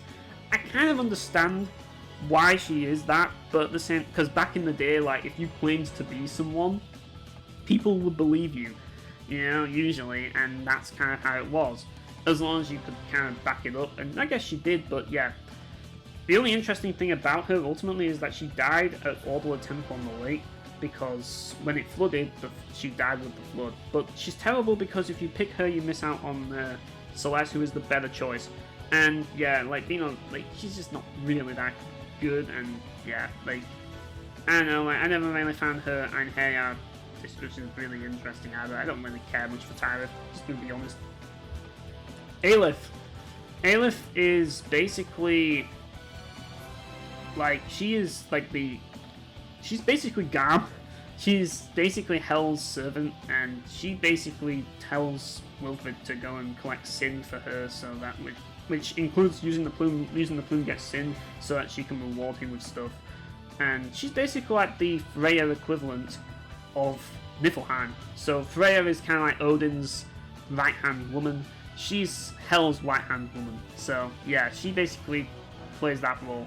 But she's evil, and yeah, she's kind of like, I don't know, she's playful, and like she likes to kind of like, I don't know, mess with Wilfred a little bit, which is kind of funny, but at the same time she's evil and she's clearly got an agenda and she wants to murder everybody. Her soul crush is insane. Her soul crush is one of the craziest things you'll ever see in your life. Like, she basically just summons a giant laser that is so fucking massive that it just goes straight through fucking, like, it kind of looks like white, like, if you play Grandia 2 and you used Elena's White Apocalypse skill, it's basically that. Where there's this giant laser beam that just goes straight flying through through outer space. It's insane. Yeah. Where we gonna rate Aleph? I mean, you can only use her in the bonus dungeon. She's not usable in the main story, so she's not really... I mean, she's interesting. She is, but because she's not really useful, you can't really use her outside the bonus dungeon. There's limited use for her, but she is a major character. And, yeah, she is kind of important, I guess, so... I suppose I'll put her in, like, good, because, like, she is pretty good, but, like, that you can only use her in, like, the bonus dungeon, unfortunately. Royenberg! Another old bloke. There's plenty of old people in Covenant of the Plume, like, there's no shortage of it. I mean, come on, there's a reason why they made a joke in the Rapid Gate about old people and how, like, they're all over 40 and, like, they're all complaining about how old they are. Well, this is another one, and I actually really like Royenberg quite a bit. He's probably one of the better spearmen in the game. I actually prefer him over Hugo. He's just really fun to use, but, like, you can, like, he's another one that you can only use in the bonus dungeon, isn't he? Like, that's the one problem.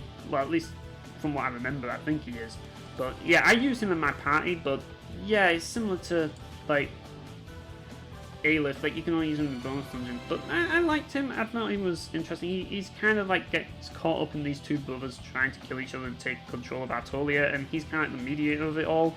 And, yeah, he struggles to mediate it, but you can team up with him if you want to go, like, the A path, and, yeah, like, he tries to kind of create a solution to end the conflict, so, yeah. Ushio.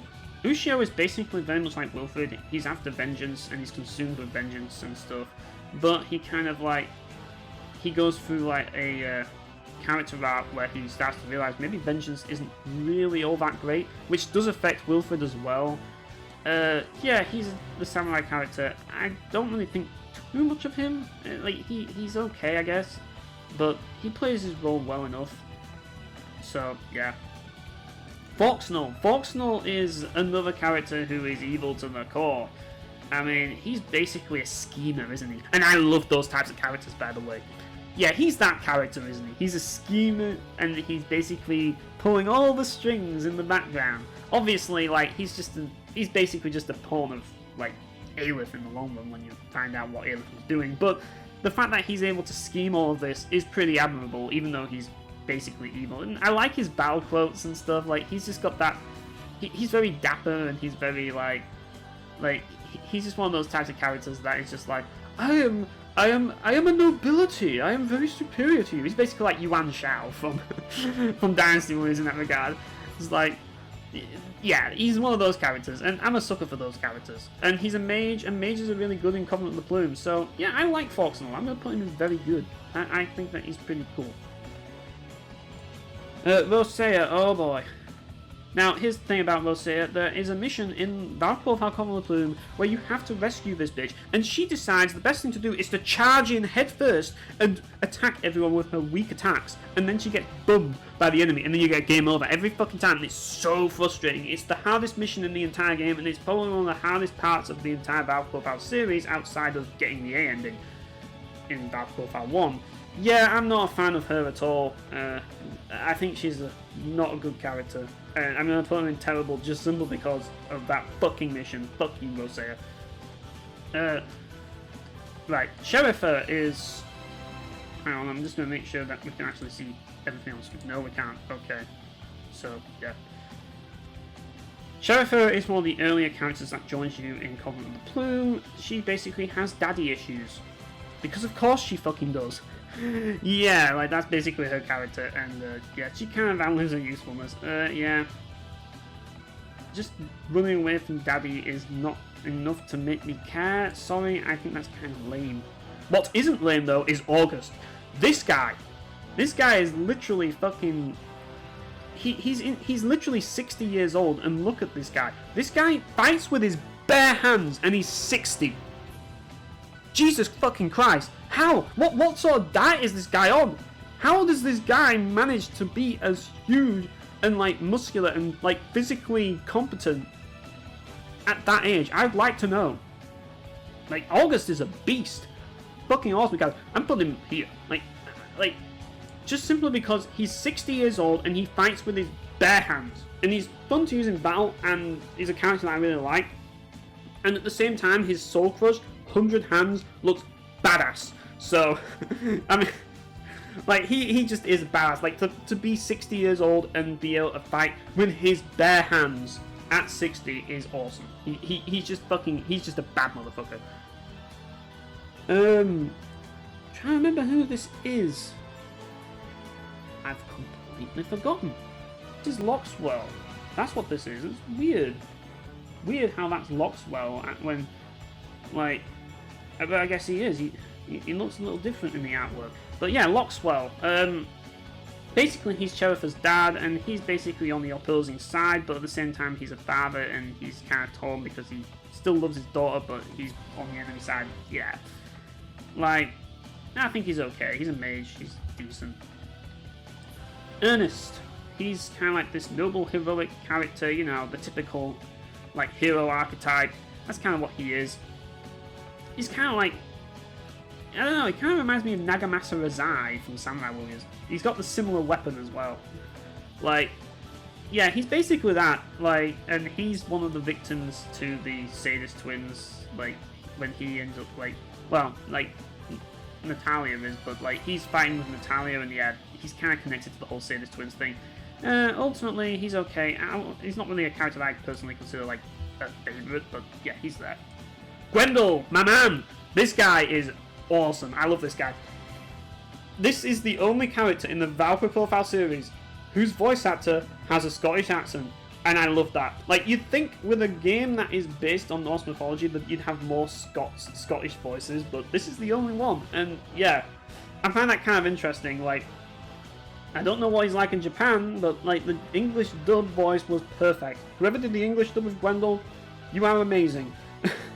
Yeah, Gwendol, like, he's basically just like this typical crass, crude mercenary type character who just, you know, he's just doing his job, trying to make a living with the sword, you know, and gets involved in mercenary work and all of that. It's a bit like Bad Ratch a little bit, but not as despicable. He basically does anything for money. It's basically the gist of it. And yeah, he doesn't really care what he's doing about the moral implications of what he's doing. He's just gonna kill whatever he's told to do to make money, to survive in the world, because that's all that matters to him. He's just another mercenary, just trying to make it pay. But what makes him awesome is his Scottish accent. Hell yes! Yeah, like, Gwendol's awesome. I like Gwendol. And the best part about Gwendol is the Seraphic Gate cutscene where he shows up and there's all those old people. I'll never get over this. It's the best scene in the entire series, where all the four guys are talking about how old they are, and like, he's invited and he's only like 34, and he's insulted by this fact, and he's like, I'm only 34! Well, I should actually say that in a Scottish accent because that's how he talks. I'm only 34! I'm not one of you. I'm not one of your codgers. I can still fight with a sword. You need to get away. I got my sword that can still kill people. You need to go retirement home. I don't know. I'm terrible at Scottish accent. I'm trying to get it right, and yeah, it's not quite there yet. But yeah, I just love his accent, like his Scottish accent. It's so fitting for this series. Why we don't have more Scottish voice actors in the Profile series is beyond me, because they should all be Scottish, really. Like, it would be too fitting for them to be Scottish. But yeah, like he's just. I just think he's really a cool character in general, and yeah, I just put him as amazing. I just really like him. Kristoff, he's basically like the I don't know, he's basically that person, that prince who's like the nice guy prince, you know, who's clearly unfit for leadership, but he's a nice guy. He's a bit like Liu Shan from Dynasty Warriors. I love how I'm comparing a lot of these characters to Dynasty Warriors characters. Yeah, like he's basically that, like, but he cares about the people and like all of that lot, and he wants to protect them, you know, a bit like Liu Bei sort of character, you know. That's basically what he is, and obviously his brother is like the opposite. He's just like, oppress the people because so we need to like maintain order and like strengthen the nation, you know, and he's like, no, look after the people matter first. That's basically it. And these two are basically starting war. Now you can control Kristoff in the Seraphic Gate if you want to, but there's not really too much to say about him. I'm just gonna once again put him okay. I mean, yeah, he's basically that. Langray though, I really like Langray. He is basically the opposite of Kristoff, obviously. He's basically the unkind leader who's basically a dictator and just wants to basically like become a powerful nation and at all costs, regardless of what the people think. And yeah, he's basically that sort of like ruthless leader. And I don't know, I kind of like that archetype. I do, to some degree. But yeah, like he's a mage as well, and he's pretty good. I actually put him in my main party in the Seraphic Gate, so I'm putting it very good. I like Langray. I think he's cool. He also shares the same voice actor as Odin, which is kind of interesting. In Valkyrie Profile 2, that is. Natalia is the mother of the Sadis twins, and she gets murdered by the Sadis twins. So yeah, like I suppose I should put her with the Sadis twins, really, because I mean, she's an interesting character. She's got a cool fighting style, and yeah, like her connection with the twins is definitely one of the more interesting parts of the game. So I think that she definitely belongs in good tier. I'm gonna have to zoom this out because we can't see everything now. Yeah, I'm gonna have to zoom out a little so we can see. Hang on a minute. Yeah, is that zoomed out enough? I think it might be. Okay. Right, Valmer. Yeah, Valmer is basically like the opposite of the Sadis twins, and of course he's the opposite of he's basically the opposite of the Sadis twins, and they enjoy fighting. This guy is a pacifist. He's like, I don't enjoy fighting, but he's in a warrior clan, so he kind of has to, and he's kind of torn, and he's just like, I just want peace and love for everybody, and yeah, he's that kind of character. He's just like, yeah, he's a bit of a wuss, but at the same time, he's willing to fight if he needs to. So yeah, yeah, he has some interesting interactions with Fiona in the Seraphic Gate, but other than that, yeah, like I'm putting him in okay tier. Arngrim, yes, it's about time we get to talk about this guy. Arngrim is basically the guts of the Valkyrie Profile series. He's a badass, as you can expect. He's basically a mercenary that will just like, who enjoys doing what he does. He's one of the best at it. I mean, he's not quite on the level of Dylan though, and Valkyrie Profile 2 makes that very clear. But he's still a badass in his own right, and he's definitely one of the cool characters to use in Valkyrie Profile 1.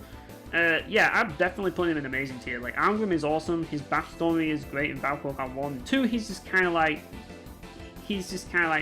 accompanying like Leone, but like he does some questionable things, but he's an interesting character nonetheless. And I think in Valkyrie Profile 1 even more so.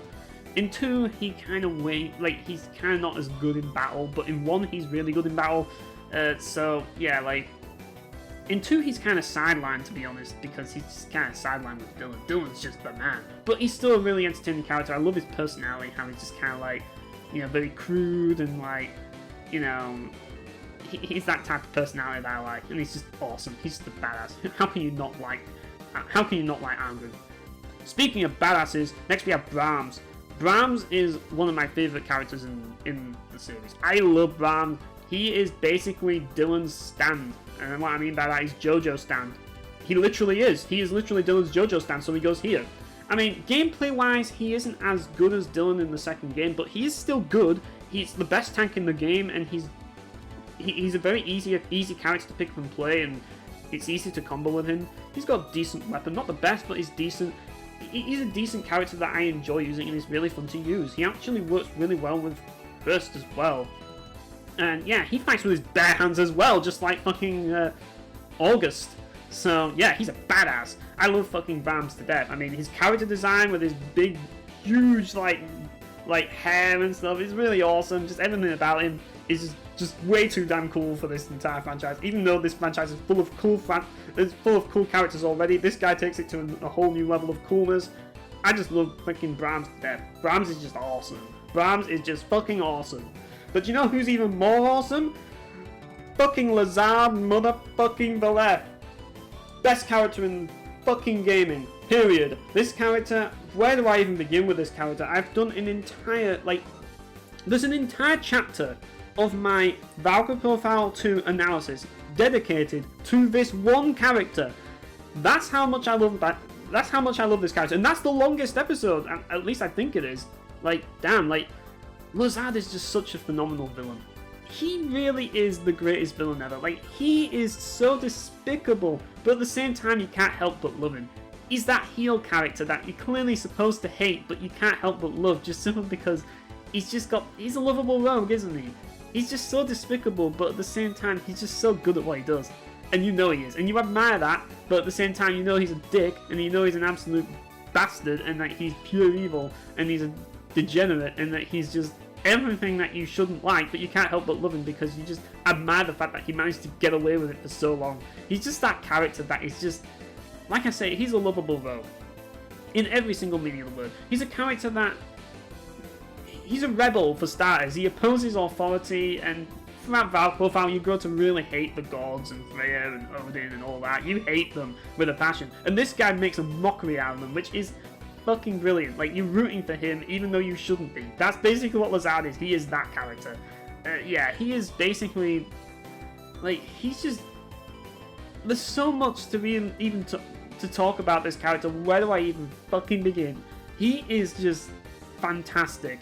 Like I say, check out my analysis video if you want to know why this character is just so brilliant. Because I don't want to talk too much about this, because otherwise the video will go on for way too long. I mean, there's still plenty of characters to go through. But yes, he is my favourite character. Celeste, another character that is brilliant. Celeste is probably one of the more involving Einherjar, because she got involved in so much. She got involved in so much conflict, and she started off on one side, and then she ended up going to the other side and fighting on the other side and all of this, and she ended up in a fight with fucking Adonis and won. Damn, she's a badass, and she's one of the best light warriors in the game, if not the best. She's definitely the best light warrior Einherjar. It's debatable whether or not she is the best, but she is very good in that regard. Yeah, I mean, the only problem with Celeste is she is a light warrior, and if you're not going to use light warriors in your party, and if you're going to perfect release, obviously you're not going to have them in your party. And the thing about it is having Celeste in the main story, she's basically replaced by Krad and Zunde because of just how powerful they are. But you can still use her. If you are going for a female only run, this character's a must. If you're going a light warrior only run, this character's a must. At least for the main story. So yeah, I mean, I'm gonna put them with Krad and very good. I think Celeste is definitely one of the best Einherjar in the game. Crescent. Crescent has some interesting interactions, particularly with Adonis. She hates Adonis with a passion because Adonis constantly makes fun of her and teases her all the time, and just makes a mockery out of her, and she hates him so much that if he dies in battle, she'll actually celebrate that he actually dies in battle, and it's so funny. It just is, like, but at the same time, she's obsessed with Ellen, like, madly obsessed with Ellen for some reason. In battle, she's okay, I guess, like, but I think for her interactions, like, I don't know, I'll put her in good tier just simply because of the funny interactions, I guess. But, I don't know, like, yeah, I'd put her in good tier. I just love her interactions with fucking Adonis, but she's, like, and she has some interesting interactions in general, I guess. But, yeah, like, I don't know, like, maybe that's a bit too generous. I think okay tier, really. This is basically between these. Like, she's not really one of the best light warriors in battle, to be honest, so I think okay is good, but yeah, I do like her interactions, they are funny. Din, fucking terrible. Like, why? I mean, I suppose I should probably put Aaron there, but I don't know. Maybe not terrible. I'll just put him in lame because here's the thing: if you get Din or Aaron, then you can't get fucking Zunde. And the problem with Din is as well. Like, that's the thing. Like, he's just not as good. But as a character, like he has connections with Gaum and like Sylphie. That's basically it. Like, I mean, it's cool that he's kind of got like this samurai look to him, I guess, which is kind of interesting. But you know, like if I want a samurai, I'd rather just have fucking Suo. Ellen, like I say, he played a big role in like the war, obviously, and he was tagged along with Present. Like he's just, I guess he's just kind of there, really, isn't he? There's a lot of characters that are just kind of there in this game, really. I mean, but yeah, he partook in the war, and he's kind of like a bit like Ernest is kind of seen as this heroic type character, and you know he has these exchanges with Adonis and stuff, and Adonis does not like him at all. And, you know, like yeah. Erd. Now Erd is an interesting one because he is the only Einherjar the only archer Einherjar that can equip the white loincloth, which means that he has a lot of potential. Now, the thing that's interesting about him is that he has an interaction with Canon about taking his life, and Canon was pissed off. Yeah. So, yeah, that's basically just a bit. He is pretty decent in battle, but only in the Seraphic Gate. And I guess I'll put him in good tier just simply for that. I mean, he has a lot of potential because he can use Stone Hurl Wrath and White Loincloth, but it's not good enough to get top, unfortunately, and it just takes too long to make him useful. Falx, yeah, he's the alternate one to Adonis, isn't he? The best thing about Falx is that he has an interaction with Brahms, and where Brahms basically mocks him for falling for one of his traps, and like basically Brahms murdered the guy. He murdered this motherfucker, and that's basically why Falx is pissed off at Brahms, because he hates Brahms.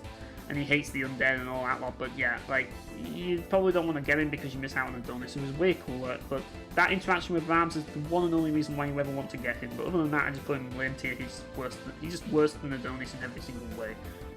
Farron. Believe it or not, I actually have Farron in my main party on my first playthrough. That doesn't mean that he's good though, because he's a mage. Yeah, I think he was involved in like the conflicts and like the Rosetta conflicts and stuff. Yeah. He's just kind of like, there's not really too much to say about him really, other than that. But yeah. Either ways, yeah, I'm gonna put him in lame, even though I don't really think that he's. I'll just put him at okay, just simply because I used him before. I don't think he's because I used him before. I'm gonna like put him in okay, I guess. I mean, technically, I don't know. Like, did I use any of these? I did use Roland, but Roland is, like, you lose crowd, so, yeah. Gaum has the highest hit points value in the game, but he's not the best tank because he can't heal with every hit like Brahms, so, should I give him good tier just for that? I mean, he has interactions with Din and Sylphie, and also Virus. He has quite a lot of interactions. He even has an interaction with Alicia, so there's quite a lot going on with him. I think he should be put on good tier for that. He's a decent enough heavyweight. He's not the best, but he's decent enough. You know, he's like this old veteran warrior sort of look to him, which is kind of cool. But he's not really the best. But I think for story reasons, I'd put him at good, just simply because he's very involved with a lot going on. And yeah, he's kind of got an interesting connection to Varys and like Sylphine and Din, so he connects a lot of characters together. Canon, now this is an interesting character. Once again, another evil character who... this character has a lot of lore. And out of all the mage characters in Valkyrie Profile 2, besides obviously Lazard, who is top tier, like the best, I'm not saying... And here's the thing, before I start, I didn't mention Lazard. In Valkyrie Profile 1, he is amazing in battle. In Valkyrie Profile 2, unfortunately, he's not very good in battle, but that doesn't matter. He's Lazard Valev, he gets away with it. But in terms of my favourite mage, outside of obviously Lazard, who is a playable character in Valkyrie Profile 2, Canon is probably my second favourite. I like his backstory of him being the leader of the Gawler cult, like, which you actually get to go to Gawler cult headquarters in Valkyrie Profile 1, so you get to see the headquarters that he basically led, like, and how it's still, like, full of, like, dead bodies and stuff and everything like that, and it's still got dark shit going on. Like, this guy's left a legacy of, like, evil. Like, this guy's done a lot, and, like, he's pissed off a lot of people, and he's worked his way up the ranks to kind of, like, reach a status of, like, a high status, and he's basically, like, screwed a lot of people on the way up there, but he ends up getting killed by Ellen, which, well, I think it's not Ellen, no. He gets kind of gets screwed by Erd, just simply because he gets shot by Erd. But I kind of like his backstory. Like, he's got a lot going on. I'm putting him in good tier. Even though he's a mage, he's probably one of my favourite mages in the game. I think this one is Lydia. Interesting character. I'm going to put in good just simply because I like the backstory of her character to some degree. It's actually quite interesting when you think about it. And then again, I'll probably put her in okay, or I don't know. I think she's okay actually, but her backstory makes it good because, and the same goes, I'm gonna just put all these characters, like this is Lilia, her mother. Yeah, these two characters I'm gonna put in good just simply because their backstory is interesting. I'm going to skip straight to Walter over here, who is also going to be good, who is another one of the mages that I like, just simply because backstory. These three are connected in an interesting way, and I really like how their backstory is, and how the game tells it. And for that reason, I think that they deserve good tier, just simply for that. I think that that's the interesting thing about their connection. And the only way you can truly understand these three characters' backstories if you put them in battle and you hear their battle dialogue, which is interesting. I love that, how you learn that extra little bit that ultimately changes the whole, like, your whole perception on their backstory just by putting them together in battle. Is just amazing. It's those little details I love about Valkyrie Profile 2. Misato. Here we go, boys. The first character in pathetic tier.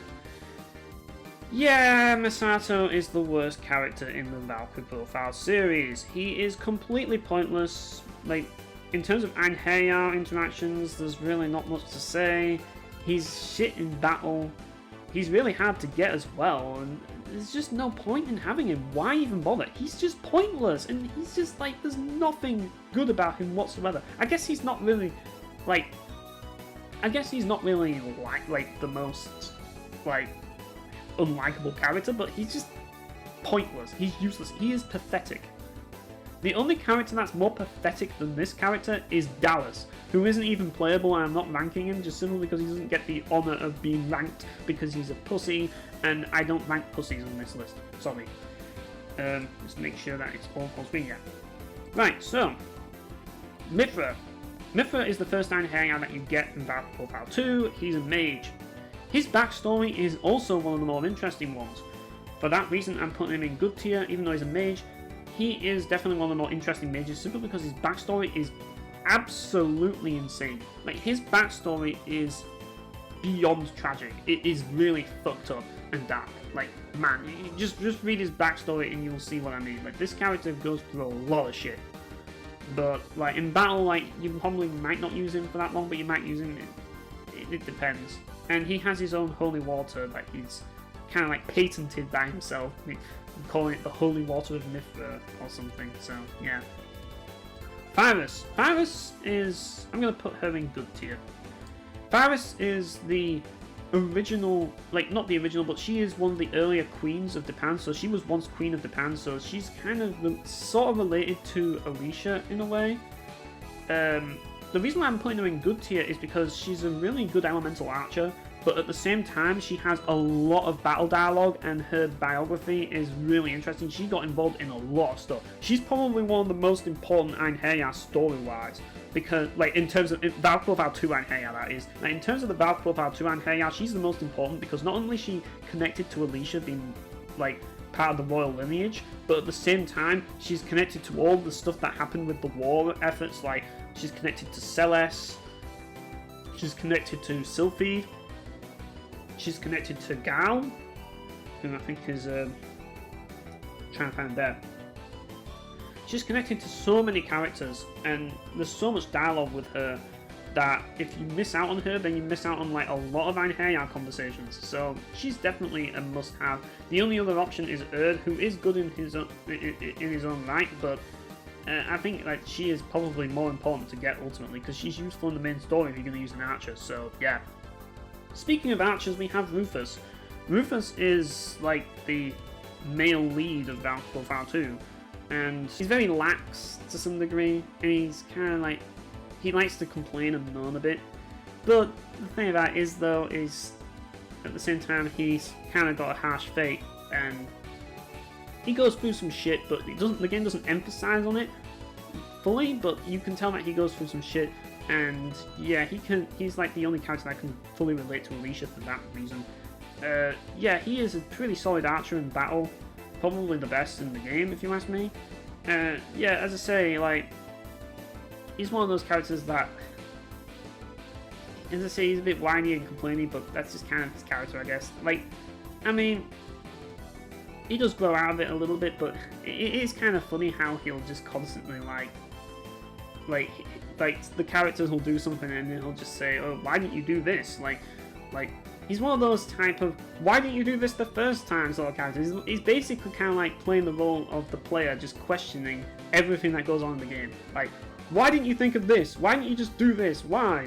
And, you know, like, you should have done this. Is the character that, you know, like when an important character dies, he's basically that guy who's like, why didn't you use a phoenix down? You know, why didn't you do this thing? Why didn't you think smartly? And then obviously the game will just kind of like, one of the characters in the game will just kind of like give their explanation or their excuse, and it's just like, yeah.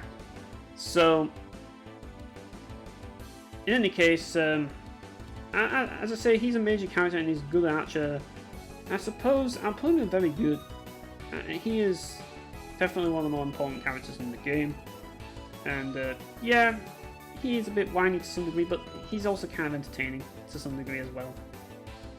Lenneth, the character that everybody knows, the character that everybody's been waiting for, the character that everyone's been waiting for me to rank. Where am I going to put Lenneth? That's a good question. Lenneth is the main protagonist of the first Valkyrie Profile game, but she does later on appear in Valkyrie Profile 2, and she also appears in Valkyrie Profile Covenant of the Plume, sharing the same voice actress, like English voice actress that is, Megan Hornshead. I'm not sure about Japanese voice actress, whether it's the same for each one, probably, but yeah. And yeah, like, she is very much like, she's a character that has to go through like at the beginning, she's basically Patina, so she starts out obviously as Patina, and she goes through like, she has this cruel relationship with, like, this bad relationship with her mother, who basically just kind of like sees her as a liability and just kind of like wants to sell her into slavery so that she can get money so that she can afford her own lifestyle. Basically, she's an unloved child, and Lucian tries to save her from it, but in the end she gives in to her own inner suffering and decides to kill herself. And then eventually she gets reawoken as a Valkyrie, and she's tasked to collect souls. And during this portion of the game, she is very stoic, and she's kind of emotionless, and she's kind of a bit harsh in some ways, and kind of a bit insensitive. But a lot of that's as a result of the fact that she's been conditioned by the gods to be that. So you can't really hate her, and eventually she reaches a point where she starts to empathize with the characters, and like, she wants to protect them, and she becomes like humanity's savior. So yeah, like, she goes through that development, but it is a weird one because, and this is the problem with Valkyrie Profile, it all kind of happens at once in the A ending. If you don't get ending A, then this character just comes across as a stuck-up bitch for the entire game. But if you get A ending, whole different story. Like, Lenneth kind of represents you, the player, in a lot of ways, because you kind of, like, when you're seeing all of the Einherjar cutscenes, like, you're getting emotional by it. Lenneth's also kind of getting emotional by it, and it's kind of like chipping away at her, like, outer, like, shell. And, you know, it's the defrosting Ice Queen trope. It's defrosting the Ice Queen and making her human, and making her empathize with humanity. And at the same time, like, she starts to realize that ultimately, you know, like death is no escape from life. In fact, life is the only escape, because without life you have death, and in death there is no joy in death, you know? There is no salvation, you know? Death is just misery. And she learns that, and yeah, like, in the end she decides to protect humanity because the emotions of humans are more important to her than the gods. So, ultimately, I don't really think she's the best character out there, but she's still a solid character nonetheless. At least she plays her role well enough. And she's likable, she's pretty cool, and she's, you know, obviously she goes through that character arc. It could be better though. I think that the whole thing with Elysium was a bit weird. I mean, I'm just going to put him in good tier. I think that Lenneth, I mean, in terms of combat in both 1 and 2, and I think Covenant of Plume as well, she's good. She's not the best, but she's good. I mean, in Valkyrie Profile 1, she is one of the best because you need her. But in 2, she's a solid light warrior. She's basically up there with Celeste. But obviously, like, personally, like, Lenneth is, like, I feel that she's a little bit overrated, probably because she's the protagonist of the first game. I think that Elysium is a much better character in terms of, like, how she's written and stuff, but Lenneth is still a solid character nonetheless. Like, she's still a good character either way, and I think that the fact that she's very well liked and she's kind of like the poster girl of the franchise kind of says it all, really. People like her, and by the end, if you get the ending, she becomes likable, and she kind of like tells Freya where to shove it, and yeah, like, you can relate to her in a way because she's being used by the gods, and yeah, but she's from the perspective of the gods, and yeah, because of that and the fact that she's lost the memories and the fact that she's conditioned to act like an asshole, she can be an asshole, but at the same time, eventually she becomes like a good person in the end. So yeah, she's a good character. Wilfred, oh boy. Now this is a character who doesn't like Lenneth. Oh boy, like, if Wilfred was ranking this list, Lenneth would be all the way down here. Like, he hates Lenneth with a passion. Wilfred hates Lenneth more than Mitsunari Ishida hates Ieyasu in Sengoku Basara. He has that same relationship. It's like, Lenneth, I'm gonna get you! You murdered my parents! You murdered my dad, and I'm gonna kill you! Yeah, that's basically it. He is basically like this really broody, you killed my parents, so I'm going to murder you! You know? And yeah, that's basically his entire story. He's basically like this really pissed off, angry, frustrated, like, edgy character. He literally is like Ash from Tales of the Abyss and Mitsunari Yoshida from Sengoku Basara combined. That's what he is. Like, he is literally those two characters in a nutshell. He's just madly obsessed with just getting his vengeance on Lenneth Valkyrie for killing his dad. And yeah, he doesn't really understand the full context of it, and I think a lot of that has to do with like Hurst. Like, Hurst ended, like, because she's known for killing a lot of like humans to get Einherjar, it's led a lot of humans to become cynical of the Valkyries, and because of that, obviously, that's kind of like spread to Covenant of the Plume, where anyone that dies is seen as a victim to the Valkyries and not the actual person that killed them, because he didn't see his father die in war, so when he found out that he was raised by a Valkyrie as a warrior, he assumed that Lenneth killed him and took him as an Einherjar by force, and that made him hate her, just like how Hurst does the same thing with Arngrim in Valkyrie Profile 2. And that's the thing, and I guess Lenneth also does it with Gandar as well, so yeah, but Gandar had it coming. So Wilfred hates Lenneth. I should also note that August also doesn't like Lenneth, and like, also like the entirety of House Horn doesn't, because of I think it was Nicholas, was taken from them by Lenneth. So yeah, like they blame Lenneth for it. So he has a hate boner for Lenneth. You know, he doesn't have a like fetish boner for Lenneth like fucking look at Lazard and like Lucian, wherever he is. Trying to find him. Where is he? Should be down here somewhere, isn't he? I don't bloody know. Where's fucking Lucian? I can't even fucking find him. Oh, there he is. Yeah, he's not got a like. He's not got that type of boner for Lenneth like those two do, but he does have a boner for Lenneth. A hate boner. He hates Lenneth, and his obsession with Lenneth is on the same level as Lazard and Lucian, but instead of wanting to fuck her, he wants to murder her, and like that's basically the main thing about him. He is just madly obsessed with killing Lenneth because he's a fucking edgelord.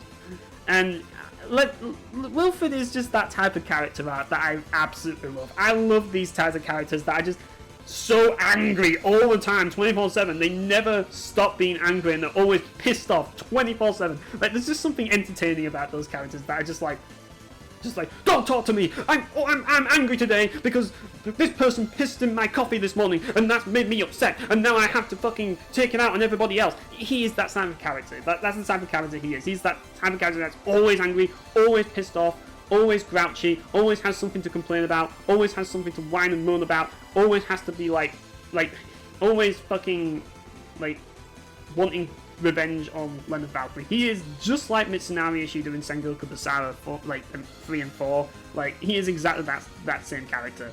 You know, he has the same relationship with Lenneth as Mitsunari has with Ieyasu. Like, he loathes Lenneth with a passion. He loathes her so much. He just wants to butcher the woman. Like, he can't wait to murder her. And like, when he gets to that point, like, if you get the C ending, he just takes great pleasure. And he's like, oh yes, finally, I get to sever your fucking head off and stomp on your fucking dead corpse, woman. And eventually he starts to realize, hang on a minute. He gets what he wants and he feels empty inside. Which is just like Mitsunari Ishida. He is literally the same character as Mitsunari Ishida from Sengoku Basara, if he was a Valkyrie Profile character. So, yeah, where do I put him? I mean, Wilfred is entertaining. Like, I love his fucking finishing move. His Soul Crush is just the most... It's just peak edge. It's just the most edgiest thing ever. It's like, Grim Vengeance! Of course, like, if you're gonna have a character that's this edgy, of course his fucking finishing move would be Grim Vengeance. He literally is the Zeeg Warhite of the series. He literally is. He is that edgelord of a character who is just so fucking unbelievably edgy that he's just entertaining to me. Now, if you don't like edgelords, then you're probably not going to like him, but I love myself some edgelords, and because of that, I have to put him somewhere. I mean, as a character, he's pretty solid. I think that he has a pretty, like, decent, like he's just solid all around. I think that he's a solid character, and I say, like, he's not the best, but he's also not far from the worst. He's useful the whole game, and you're going to use him the whole game anyways. And he's the only character that can use the plume, so yeah. But I like his character, even though, yeah, he's kind of unlikable because of what he is. Like, he's a despicable character in a way, and it's fun. It's fun to play as the villain sometimes, and having a playable villain who's the protagonist of the game, who's a playable antagonist, is actually kind of refreshing.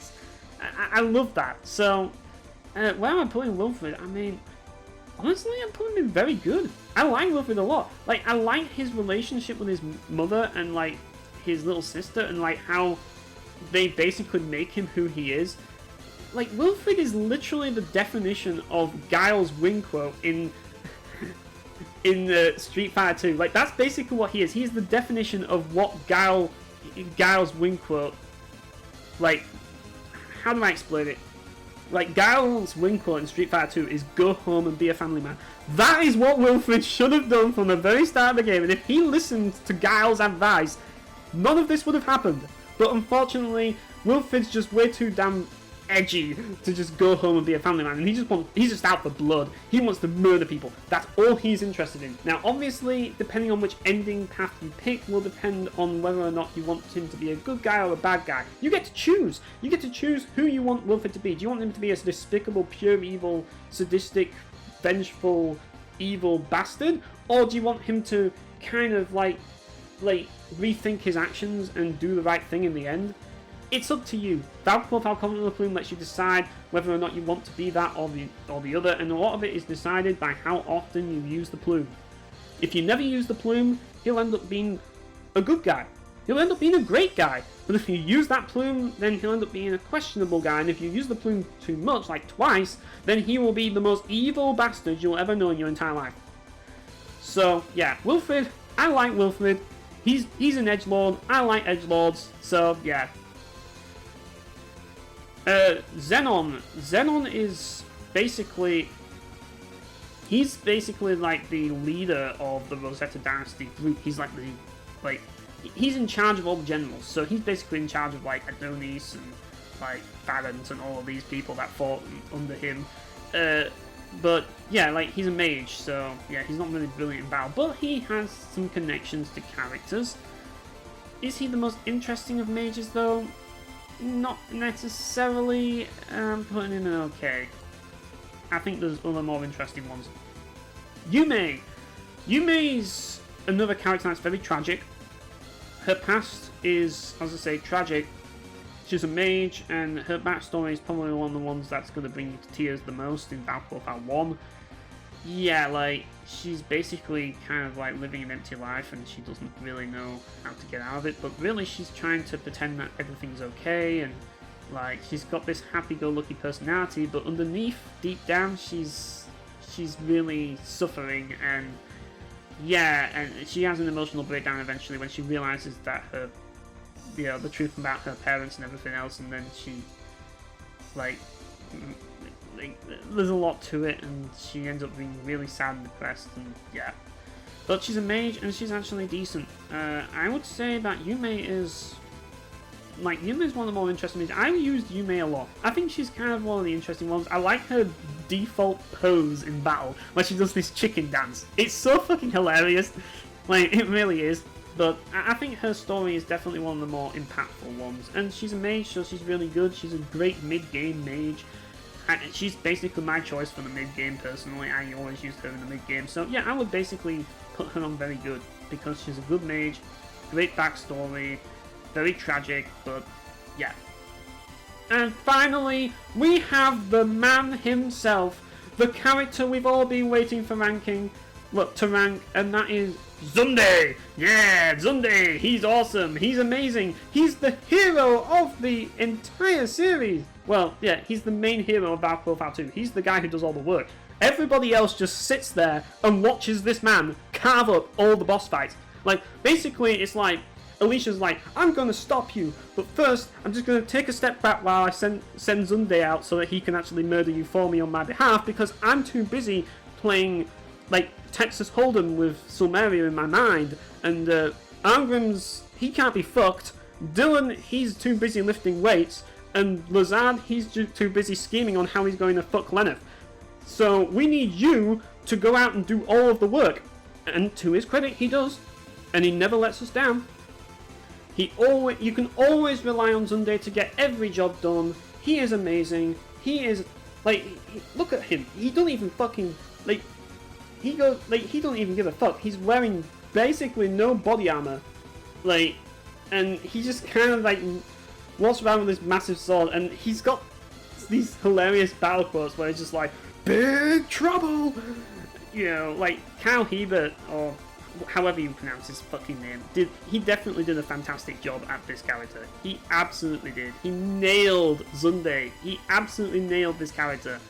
Like, he clearly did a lot of extra lines for him, which are really funny, and, like, every time you do, like, a attack with him, there's a chance that he'll start saying these lines like, Xunde's holy laceration, and stuff, like, I mean, he does have a few interactions with some Einherjar. I think he has an interaction with Falx, but other than that, like, most of his battle dialogue is just in general. He's just there he is just there for one thing and one thing only, ass kicking. And those are the characters that I love the most, so he's in an amazing tier. Like, the thing about Xunde is, if you look at his character, like, he's actually kind of, like, it's hard to tell what actually happened to him.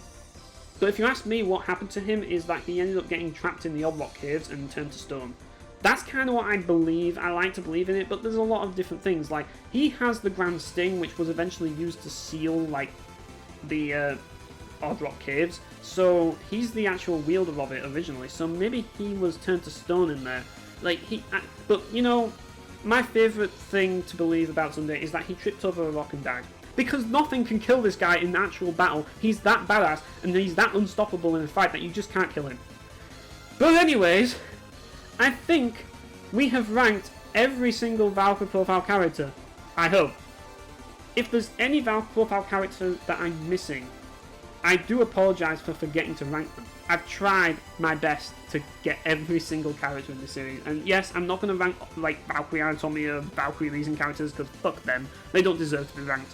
But like every other character, man, like this was one hell of an undertaking. Like I did not know how this tier list would go when I first did it, but yeah, this franchise has so many characters, it's unbelievable. And as I say, if I've missed one, my apologies. It's so hard to keep track of all these characters, guys. But either ways, this video has been going on long enough, so if you watched this whole video, my god, you are insane. But thanks for watching regardless, and I'll see you all later.